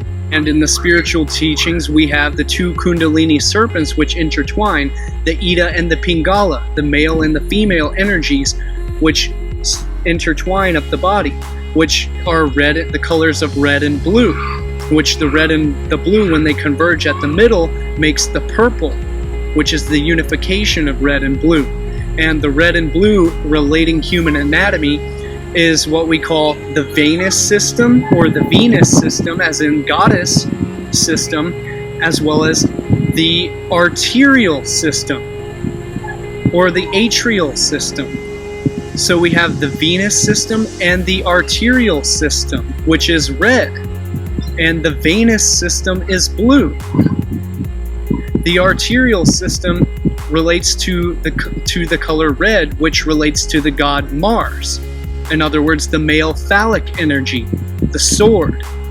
And the venous system relates to the goddess Venus, which is the color green. In other words, the fertility, the springtime, the renewal, the rebirth. Because the venous system is what the arterial system delivers the oxygen to the organs, through the blood. It's what delivers the oxygen to the cells. And the venous system, it's what excretes the carbon dioxide out of the cells. The goddess Venus is born from the ocean, from the seashell, which the ocean obviously is blue, the sacre bleu. Veins which carry the blood once it's low on oxygen look bluish green, but that's because of the tissue that makes up the veins, and it's not due to the blood itself. It's due to the wavelength of light that we see when viewed through the skin. There's the term, although blue-blooded, which especially in previous eras used to refer to someone who was of royal or noble class, or noble bloodlines. So if your family was rich or notable, people may have said that you were of blue blood. In other words, this often relates to the term cold-blooded, as in these royal classes were often tyrants and often very sick people, very disgusting individuals, and so hence they lacked empathy. They were sociopaths, and so hence they lacked the emotional capacity of the mammalian complex of the brain in order to feel empathy. So in other words, they operate from the lowest portion of the brain, which is survival and dominance, which is the reptilian portion of the brain, hence the term cold-blooded or blue-blooded, as in cold, blue-blooded. Despite these things, nobody's blood has ever actually been blue. The red color of blood is because the cells contain tiny amounts of iron, heme iron, which is contained in a molecule called hemoglobin, which you may have heard of. Iron turns red when it combines with oxygen, or in other words, it oxidizes. Just like when a piece of metal rusts, it turns a reddish orange. It's also the color of Mars, which is the red planet, for exactly the same reason. The dirt on Mars contains a lot of iron, hence Iron Man, which is the color red, hence red Aries, bloody Mars. God of war, Some animals, though, use a different mechanism to transport oxygen. Instead of using iron, the element of Mars, they use copper, which is the alchemical element of Venus. Copper also binds to oxygen, so copper oxidizes a bluish green, and so animals that use copper to transport oxygen have blue blood. Most notably, arthropods, such as lobsters, arachnids as spiders, and snails, have blue blood. And if you notice the previous etymology that I just did on the etymology of snake, the root word of snake being sneg links to snail, and even the Lithuanian word snake means snail, hence the link between snail and snake and the blue blood, cold-blooded. So that relates to the red and the blue Kundalini serpents, the male and the female energies in the human body, the arterial and the venous system. So all of this leads us directly into the anatomy of as above, so below the waist, so below the belt. The correspondence of the sexual organs to what is below the belt to what is above the belt. Again, the pineal gland is the only gland in the one of the only glands in the human body, and it's the only gland in the human head that is unpaired, or in other words, it's asymmetrical. It's azygous, meaning it falls at the direct midline of the bilateral symmetry of the human form. So the only other organs in the human body that fall directly at the direct midline of the human bilateral symmetry is first the pineal gland, then you have the thyroid gland, then you have the thymus gland, and the only other gland that falls directly at the midline of the Sushumna, the third pillar of the human body, is the Pineal Gland, or the female clitoris, directly azygously, asymmetrically in the midline of the human body. And now I'm going to cover the direct connections between the pineal gland and the penile glands, female clitoris and the male glands. And I'd figure we'll start at the top, basically at the top of the anatomy, to again link what I was describing, again the connection between the pineal gland and the penile glands, as we can obviously see the geometric similarity as well as the obvious symbolic similarity, the same representation, as well as what we can see here at the base of the thalamus. We can see that is where the pineal gland is located, and at the base of the penile glands is where we find the penile frenulum,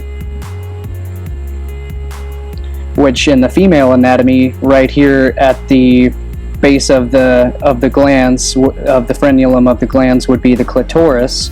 In the female anatomy, what would be called the frenulum clitoridis.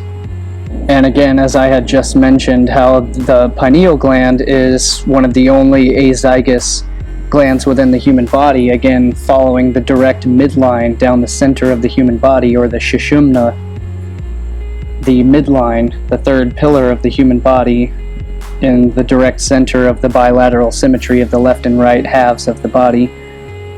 So again, one of the only other glands that falls along that midline is, you go all the way down, you've got the thyroid, the thymus, and then in the male anatomy, it goes down to the penile glands, is the only other gland in the male body that falls at the direct midline of the human body, and that corresponds in the female to the clitoris and the uterus.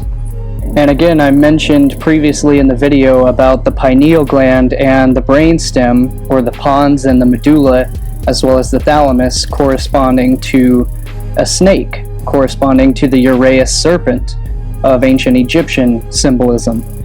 And again, the pineal gland being the parietal eye, the snake eye, the eye of the snake, the one-eyed, the all-seeing eye, the one-eyed snake, which again directly corresponds to the penile glands, as well as this looks exactly like the clitoris in the female anatomy. And again, at the frenulum is exactly where the female clitoris would be located. So it's interesting, again, we have the Urrea Serpent And it's funny how the male serpent, or the male penis, the male snake, excretes something called urea, which is the main component of urine. So you have the Urrea Serpent and the urea, which comes out of the male snake. But again, what corresponds to the male also corresponds directly to the female. So again, I just showed a slide with the markings on its hood, which obviously resembles a penis, but what most don't immediately recognize is that it also directly corresponds with the female uterus and the ovaries. So again, what corresponds with the male is exactly correspondent to the female as well, because again, as I showed just a minute ago, both of the genitalia are exactly the same. There is no difference other than the uterus, which is correspondent to the prostate. But again, the male anatomy is exactly correspondent to the female.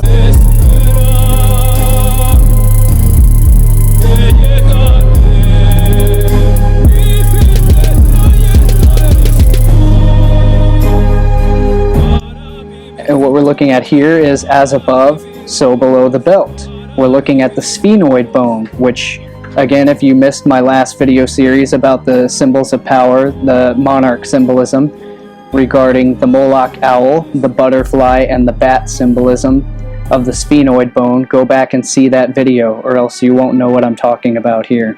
So we're looking at the sphenoid bone, and as above, so below the belt. We're looking at the pelvis compared to the sphenoid bone, and we can see the obvious correspondence here. And what I failed to mention, I believe, in my last video, was this point right here, letter D, is actually what is called the vaginal process. So again, the vaginal process is located directly in the center point of the sphenoid bone. And in the pelvis, we would have the vaginal process would sit at the exact corresponding point.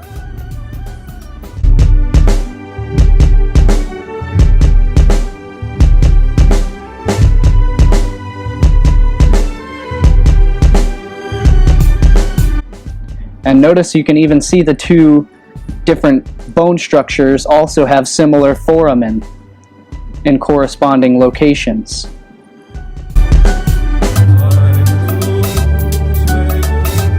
And I found this image, surprisingly, as I was actually looking for the Vesica Pisces to relate to this innermost chamber here in the brain as well, to relate it to how certain segments of the fornix here directly correspond geometrically to the vagina, as well as the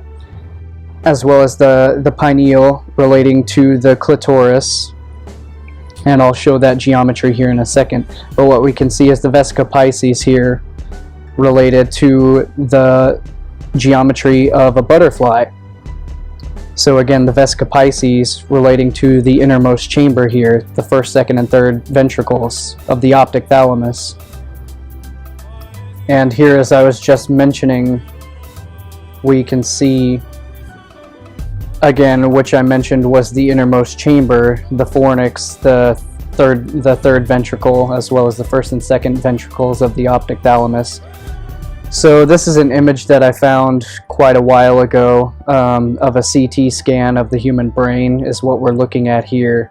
And as soon as I saw this, I immediately made a mental connection of the geometry that I was looking at. And what I immediately saw was how the Vesica Pisces fits here within the two hemispheres of the human brain, making up the geometry of this third ventricle, which falls direct midline of the bilateral symmetry of the human body.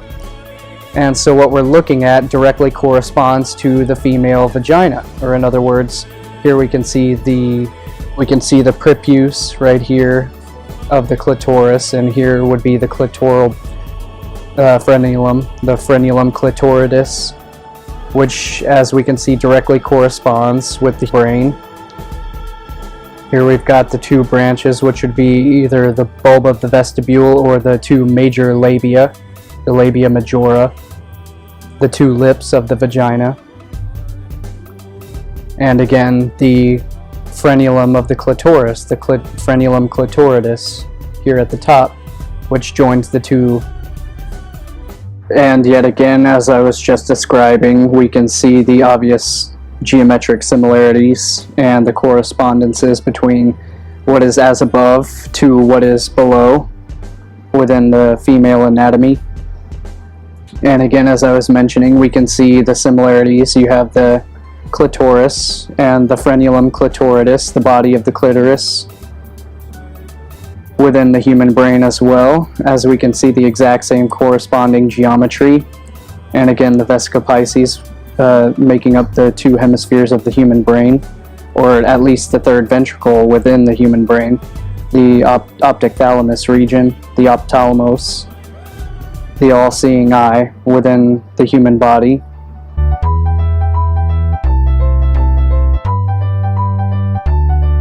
I was wondering if maybe you wanted to get together.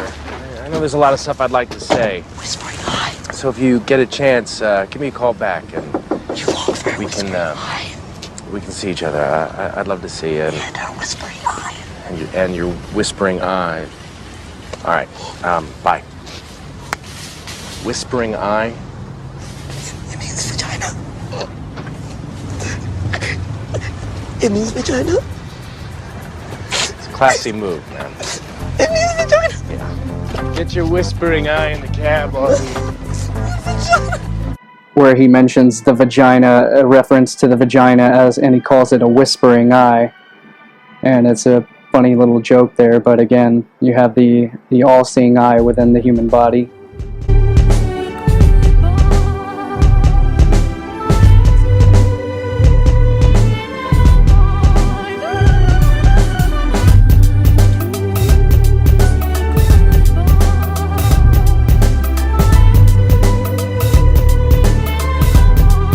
And so, as is obviously apparent, as we know, is that the female anatomy has two sets of lips. You've got the lower lips, the labia majora, as well as the labia minora, and then you've got the obvious two lips of the mouth. And as I was just mentioning, within the optic thalamus region of the brain, I was mentioning again the Frenulum Clitoris, as we could see in the human brain, and here we are looking at the correspondence between the tongue, and this image is flipped upside down to mirror the image of the Frenulum Clitoris, which would actually be this invisible section right here on the outside, just beneath the clitoris right here. But again, we're seeing what is called the lingual frenulum, in other words, the lingual, etymologically linked to tongue, as in from Latin lingua, relating to the tongue. And again, I mentioned the female anatomy having two sets of lips, which refers to the word labia, which means lips, which the root word of lab. As I said, the female has two sets of lips. We all know that the male has two heads, as above, so below the belt. So again, as I was just mentioning, here we have an image of the developing human anatomy, of the human sexual anatomy, and what we're looking at again is the similarity between the male and the female, which,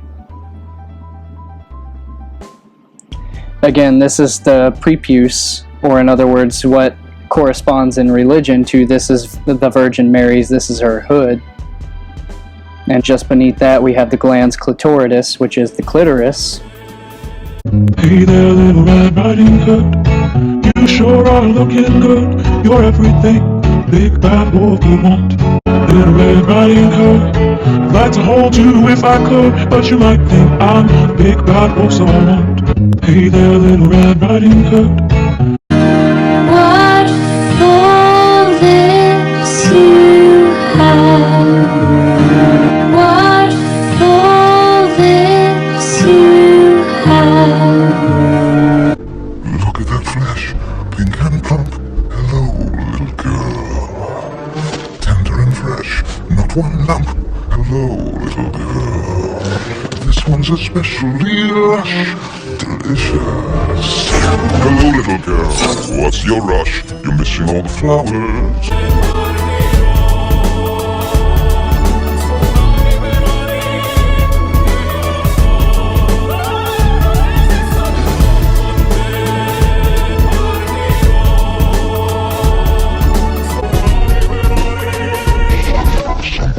powers. Take your Mother says straight ahead, not delay or be misled. slow, little girl. Hark and hush, the birds are singing sweetly. You'll miss the verse completely. You're traveling so fleetly. Grandmother first, then Miss Plump. Was it an accidental couple? Out of profession, one brittle, one supple, one Mother said, come what may, follow the path and never stray. just so, little girl. Any path. So many worth exploring. Just one would be so boring. But you're ignoring. Think of those crisp, aging bones. And something fresh on the palate. Think of that scrumptious carnality twice in one day. There's no possible way to describe what you feel when you're talking to your meal.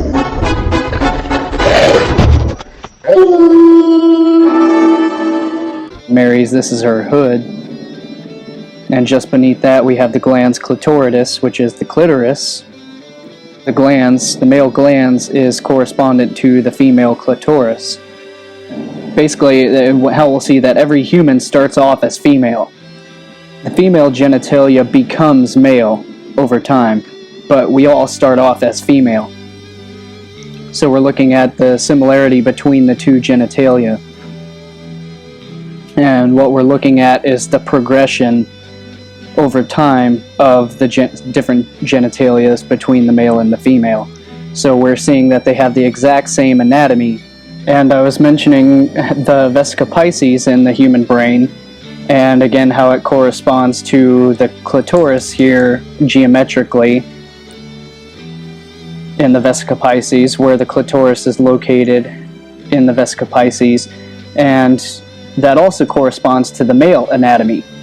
Here is, obviously I couldn't find an adequate graphic to portray what I'm talking about, so I just drew this simple image of what we're looking at is actually the male glans. We're looking at the male penis head, which holds the same geometry of the vesica piscis as well. But so we're looking at how the male anatomy also follows the same sacred geometry, the vesica piscis, same as the female vagina. And again, same as within the human brain. So both the male and the female both correspond to as above, so below the belt. And since we're on the male anatomy corresponding to the human brain, as above, so below the belt, here what we're looking at is the pituitary gland, which hangs down from the hypothalamus area. And as we're looking at this, it basically needs no explanation, although I'm here explaining it anyways. The similarity between the male genitalia and as above, so below the belt. The pituitary gland and the male testicles. So as above, so below the belt. Again, one of the only glands that falls at the direct midline of the human brain, and again, one of the only organs that falls at the direct midline of the human anatomy. And I mentioned how the female anatomy, the female has two sets of lips, the labia majora of the vagina as well as the lips of the mouth. So she's got what we like to joke about is her vertical smile as well as her horizontal smile. So the two lips, the labia. And here we're looking at the as above, so below the belt in the male anatomy, and what we know as the lingual frenulum, as well as the lingam frenulum, the penis, the penile frenulum. So again, as above, so below the belt. And when we get into the linguistics and the etymology of the lingam, again, the ling refers to the phallic. The lingual, comes from Latin lingua. In language, we have what's called the labial, meaning referring to the lips, as in a labial stop, which is a complete closure of the lips during speech, during discourse. When we look up the etymology of language, from language, the etymology of the root word lang or lang actually means long. When we look up language, refers to the tongue, the linguistics, from the Latin lingua, of the tongue, which comes from the Proto-Indo-European root of dingu, meaning tongue. And this is the root word ding, the root sound, the root phonetic sound ding, as in the ding-a-ling, as in the male lingam, so the tongue as it corresponds to the penis, the lingam and the lingua, the tongue and the penis.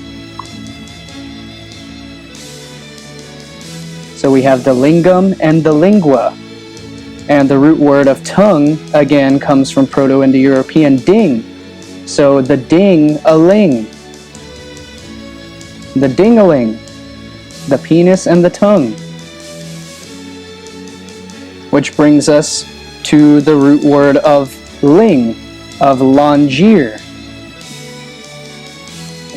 Of lingual is longeer, to lick, to use the tongue, to lick.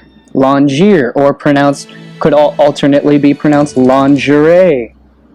And the secular etymology of lingerie refers to linen, but when we look at the lingerie, it's actually the long, thin string, or in other words, the ling, which, when you look up etymologically of ling, refers to things that are long, and as in a penis, the male, the phallic, it's the male aspect. So this brings us back to the cunnilingus, using the tongue, is a compound word of cunny or cunnus, vulva. When you refer to a cunny, is known as the playboy bunny, which is the fertility of the bunny. The female bunny refers to the cunny. The rabbit, synonym for cunny, which comes from cunt, which is where we get the sexy fertility playboy bunny, the female bunny. So Latin cunnus, or vulva, the cunt, and to lick, longeer, cunnilingus, to lick the cunt. And this is why a cunning linguist is always best at cunnilingus. As I said, the female has two sets of lips. We all know that the male has two heads. So this is called the diencephalon, and it's referred to as the cephalic portion of the brain, relating to the diencephalon, which etymologically comes from cephalic, pertaining to the head, from Latin cephalicus, from cephalikos, pertaining to the head. Cephalic contains the word phallic within it. Cephalic, pertaining to the head. As above, so below the belt. This is an image that I compiled. What we're looking at is the muscles of the perineum, or in other words, we're looking at the pelvic muscles of the genitalia. We're looking at the genitalia muscles. And this is the female, this is the male, which obviously have an almost exact corresponding muscle structure.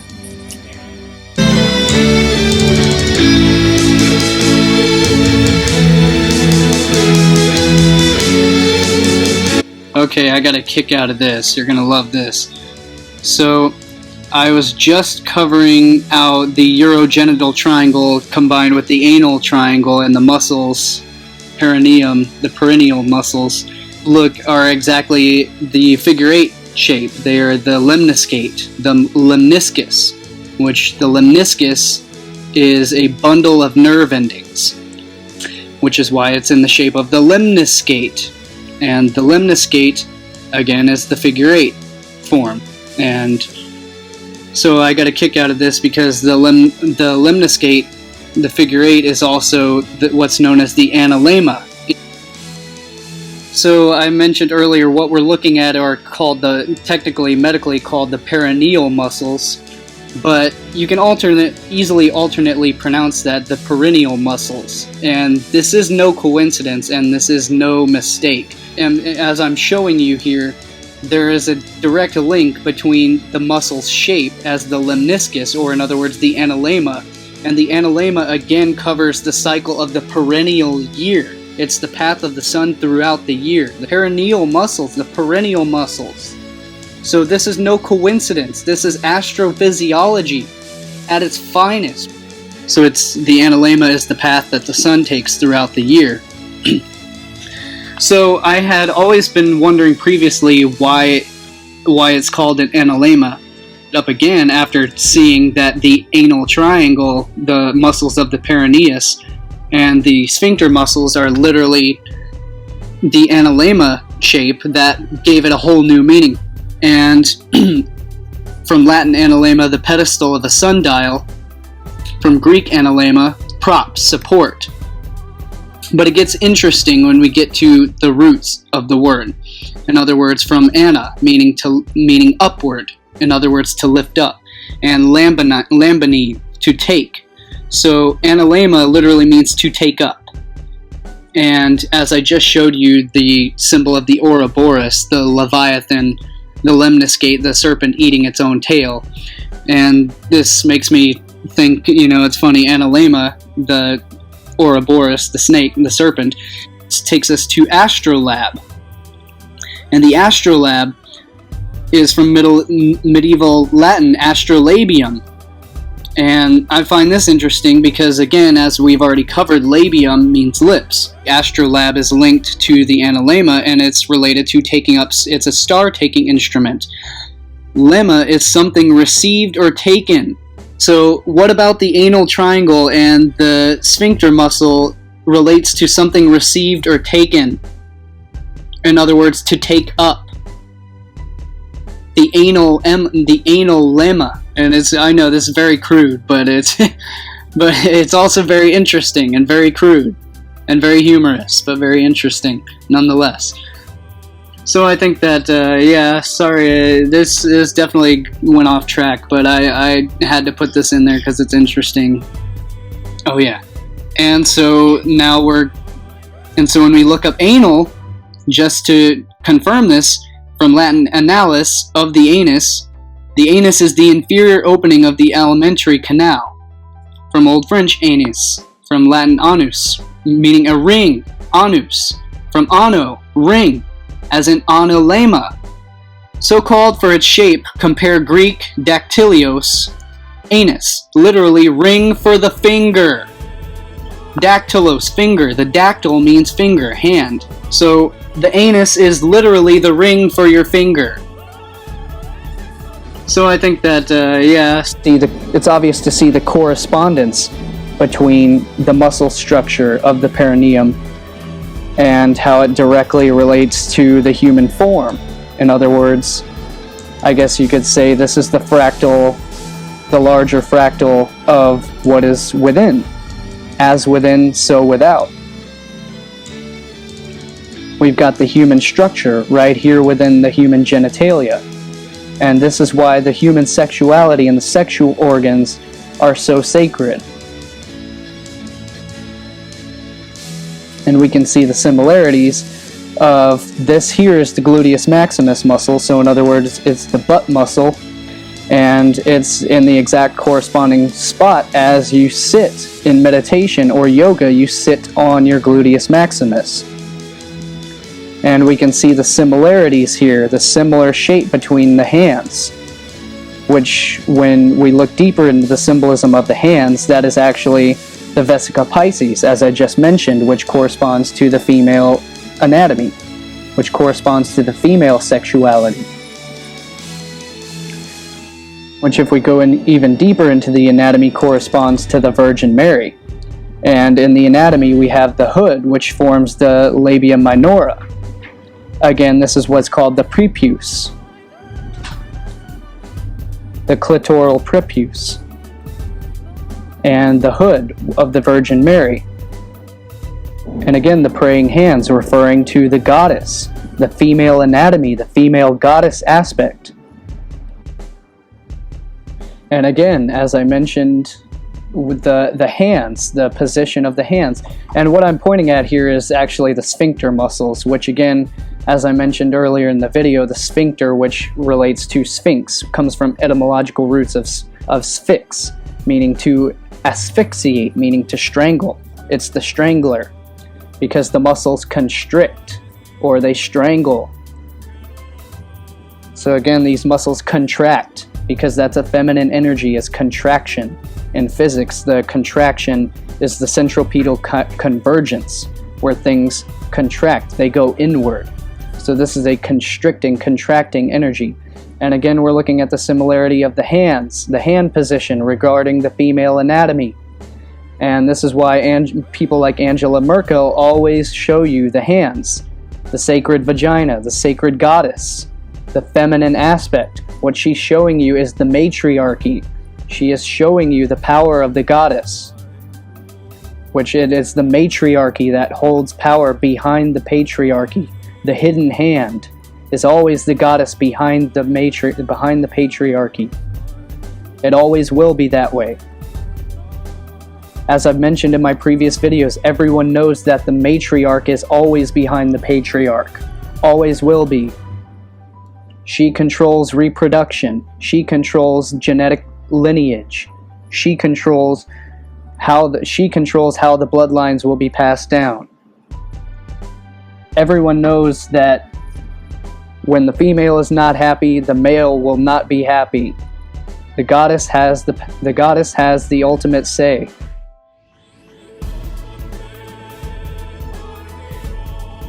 So again, as I've covered throughout this video, is I've included the symbolism of the Masonic arch, or the Royal Arch, as well as the obvious Freemasonic compass, the square and the compass, which is the main, most prominent logo or symbol for Freemasonry.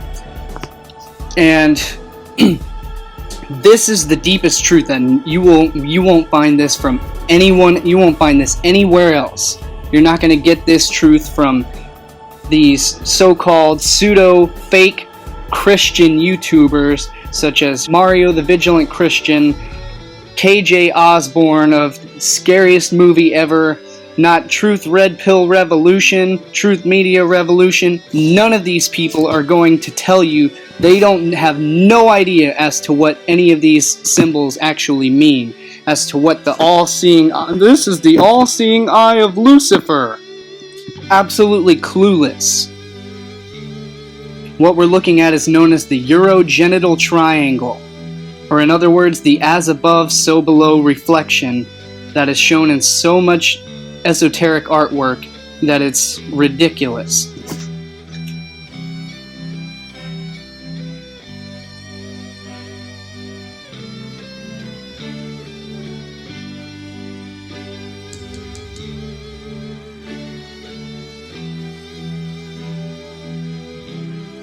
And this is what no one else is going to tell you, is that, as you can see here, we have in the Masonic compass, which draws feminine curves or arcs, you have the arch, or the keystone of the arch, which represents the clitoris, as well as you have the legs of the entire body of the clitoris, making up what's known as the Urogenital Triangle. And then we have the square down below, which draws phallic straight lines. In other words, it draws angles. And the V is the ruler, and that corresponds to what is known as the anal triangle, which consists of the Peroneal Muscles, which attach to the pubic archway, the pubic arch. And in the center we have the gateway, or in other words, the vaginal gateway, from which all life emerges from the darkness of the womb, the cosmic womb, from which we emerge from a separate realm into this realm. All life is born out of the darkness, comes through the gateway.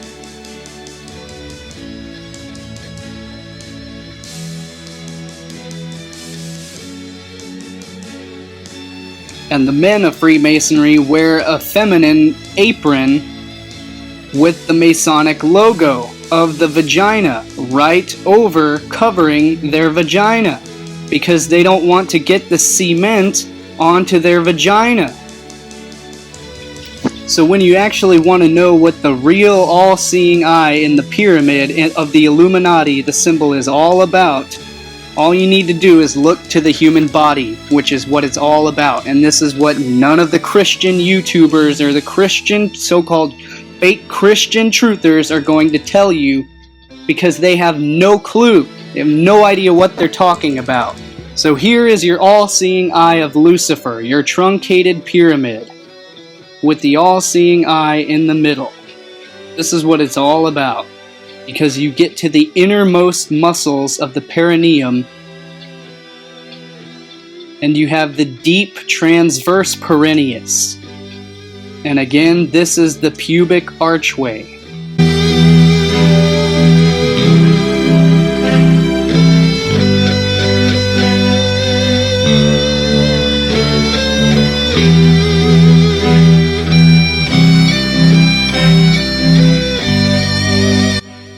Stedman's medical dictionary describes the innermost layer of the brain as tender mother.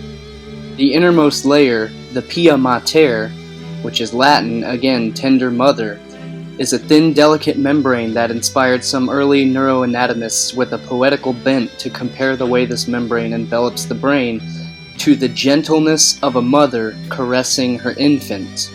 Note again, the medical dictionary refers to this inner part of the brain as a mother caressing her infant. Does this begin to make sense to you as to who the Virgin Mother is?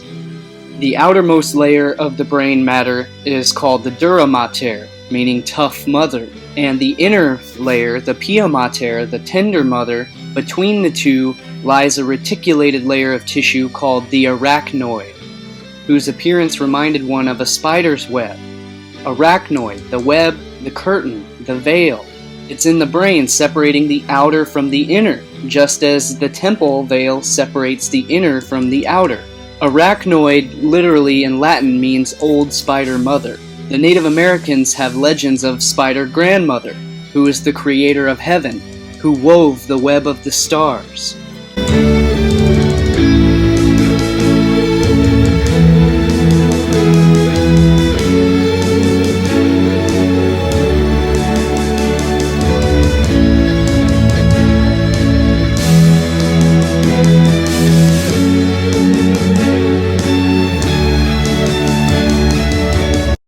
Just as in our neuroanatomy we have the web woven of neural connections, just as in the universe we have the web of neural connections within the mind of the universe.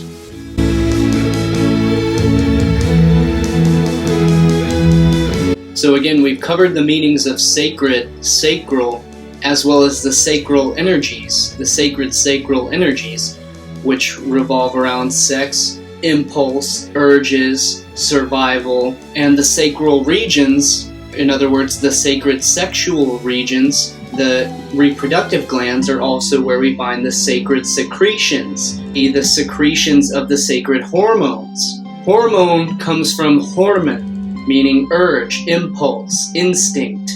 In other words, our first most basic urges. The words secrete and secret are etymologically linked. The secrete, the secretions, the sacred secretions, the sacred secret. So again, this links directly the connections between the sacral region, the sexual regions, and the pineal gland, as well as the pituitary gland in the brain, which also produce the sacred secret, the secretions of the hormones, of the hormone, the urge, the impulse. So again, this directly links the as above, so below the belt. As within the brain, so below the belt. And again, the Fornix and the pia mater, or in other words, the vault of heaven and the tender mother and her vault within the brain, the vesica Pisces. So the chrism, the Christ, sits within the vesica Pisces, the tender mother, in the arms of the pia mater, of the tender mother. And within the brain, the word Christ comes from Latin and Greek chrism, Christos, or oil. And these are all of these are the holy anointing oils. They are the sacred secretion. And the pia mater, the tender mother, actually produces 70% of the body, of the cerebrospinal fluid. In other words, the pia mater, the tender mother, literally produces the Christ. The pia mater literally produces the chrism, the cerebrospinal fluid, the holy, the sacred oil, the anointing oil.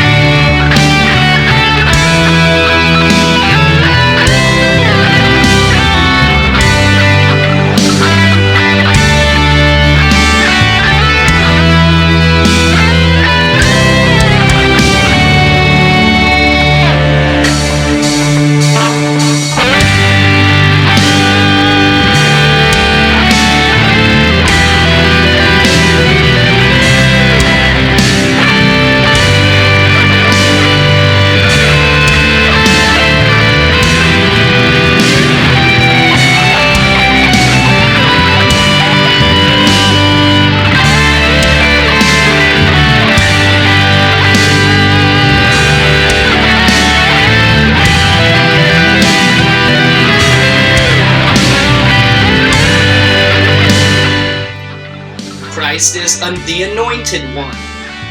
And you anoint something by anointing it with the sacred fluid, the milk, the cream.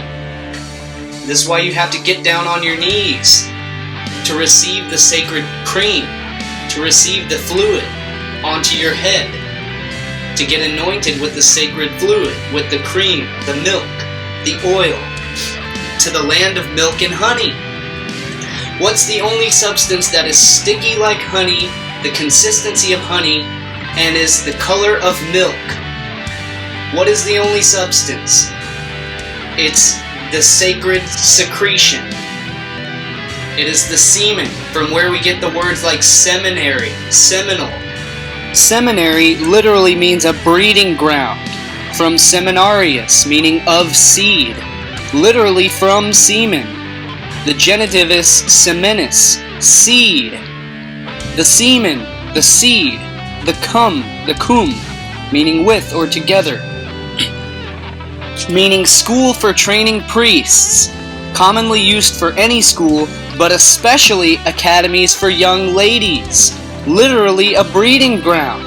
And this is why in the Catholic churches, this is why we find the pedophilia. This is why they're always associated with the children and the sex scandals, the pedophilia, the sex trafficking.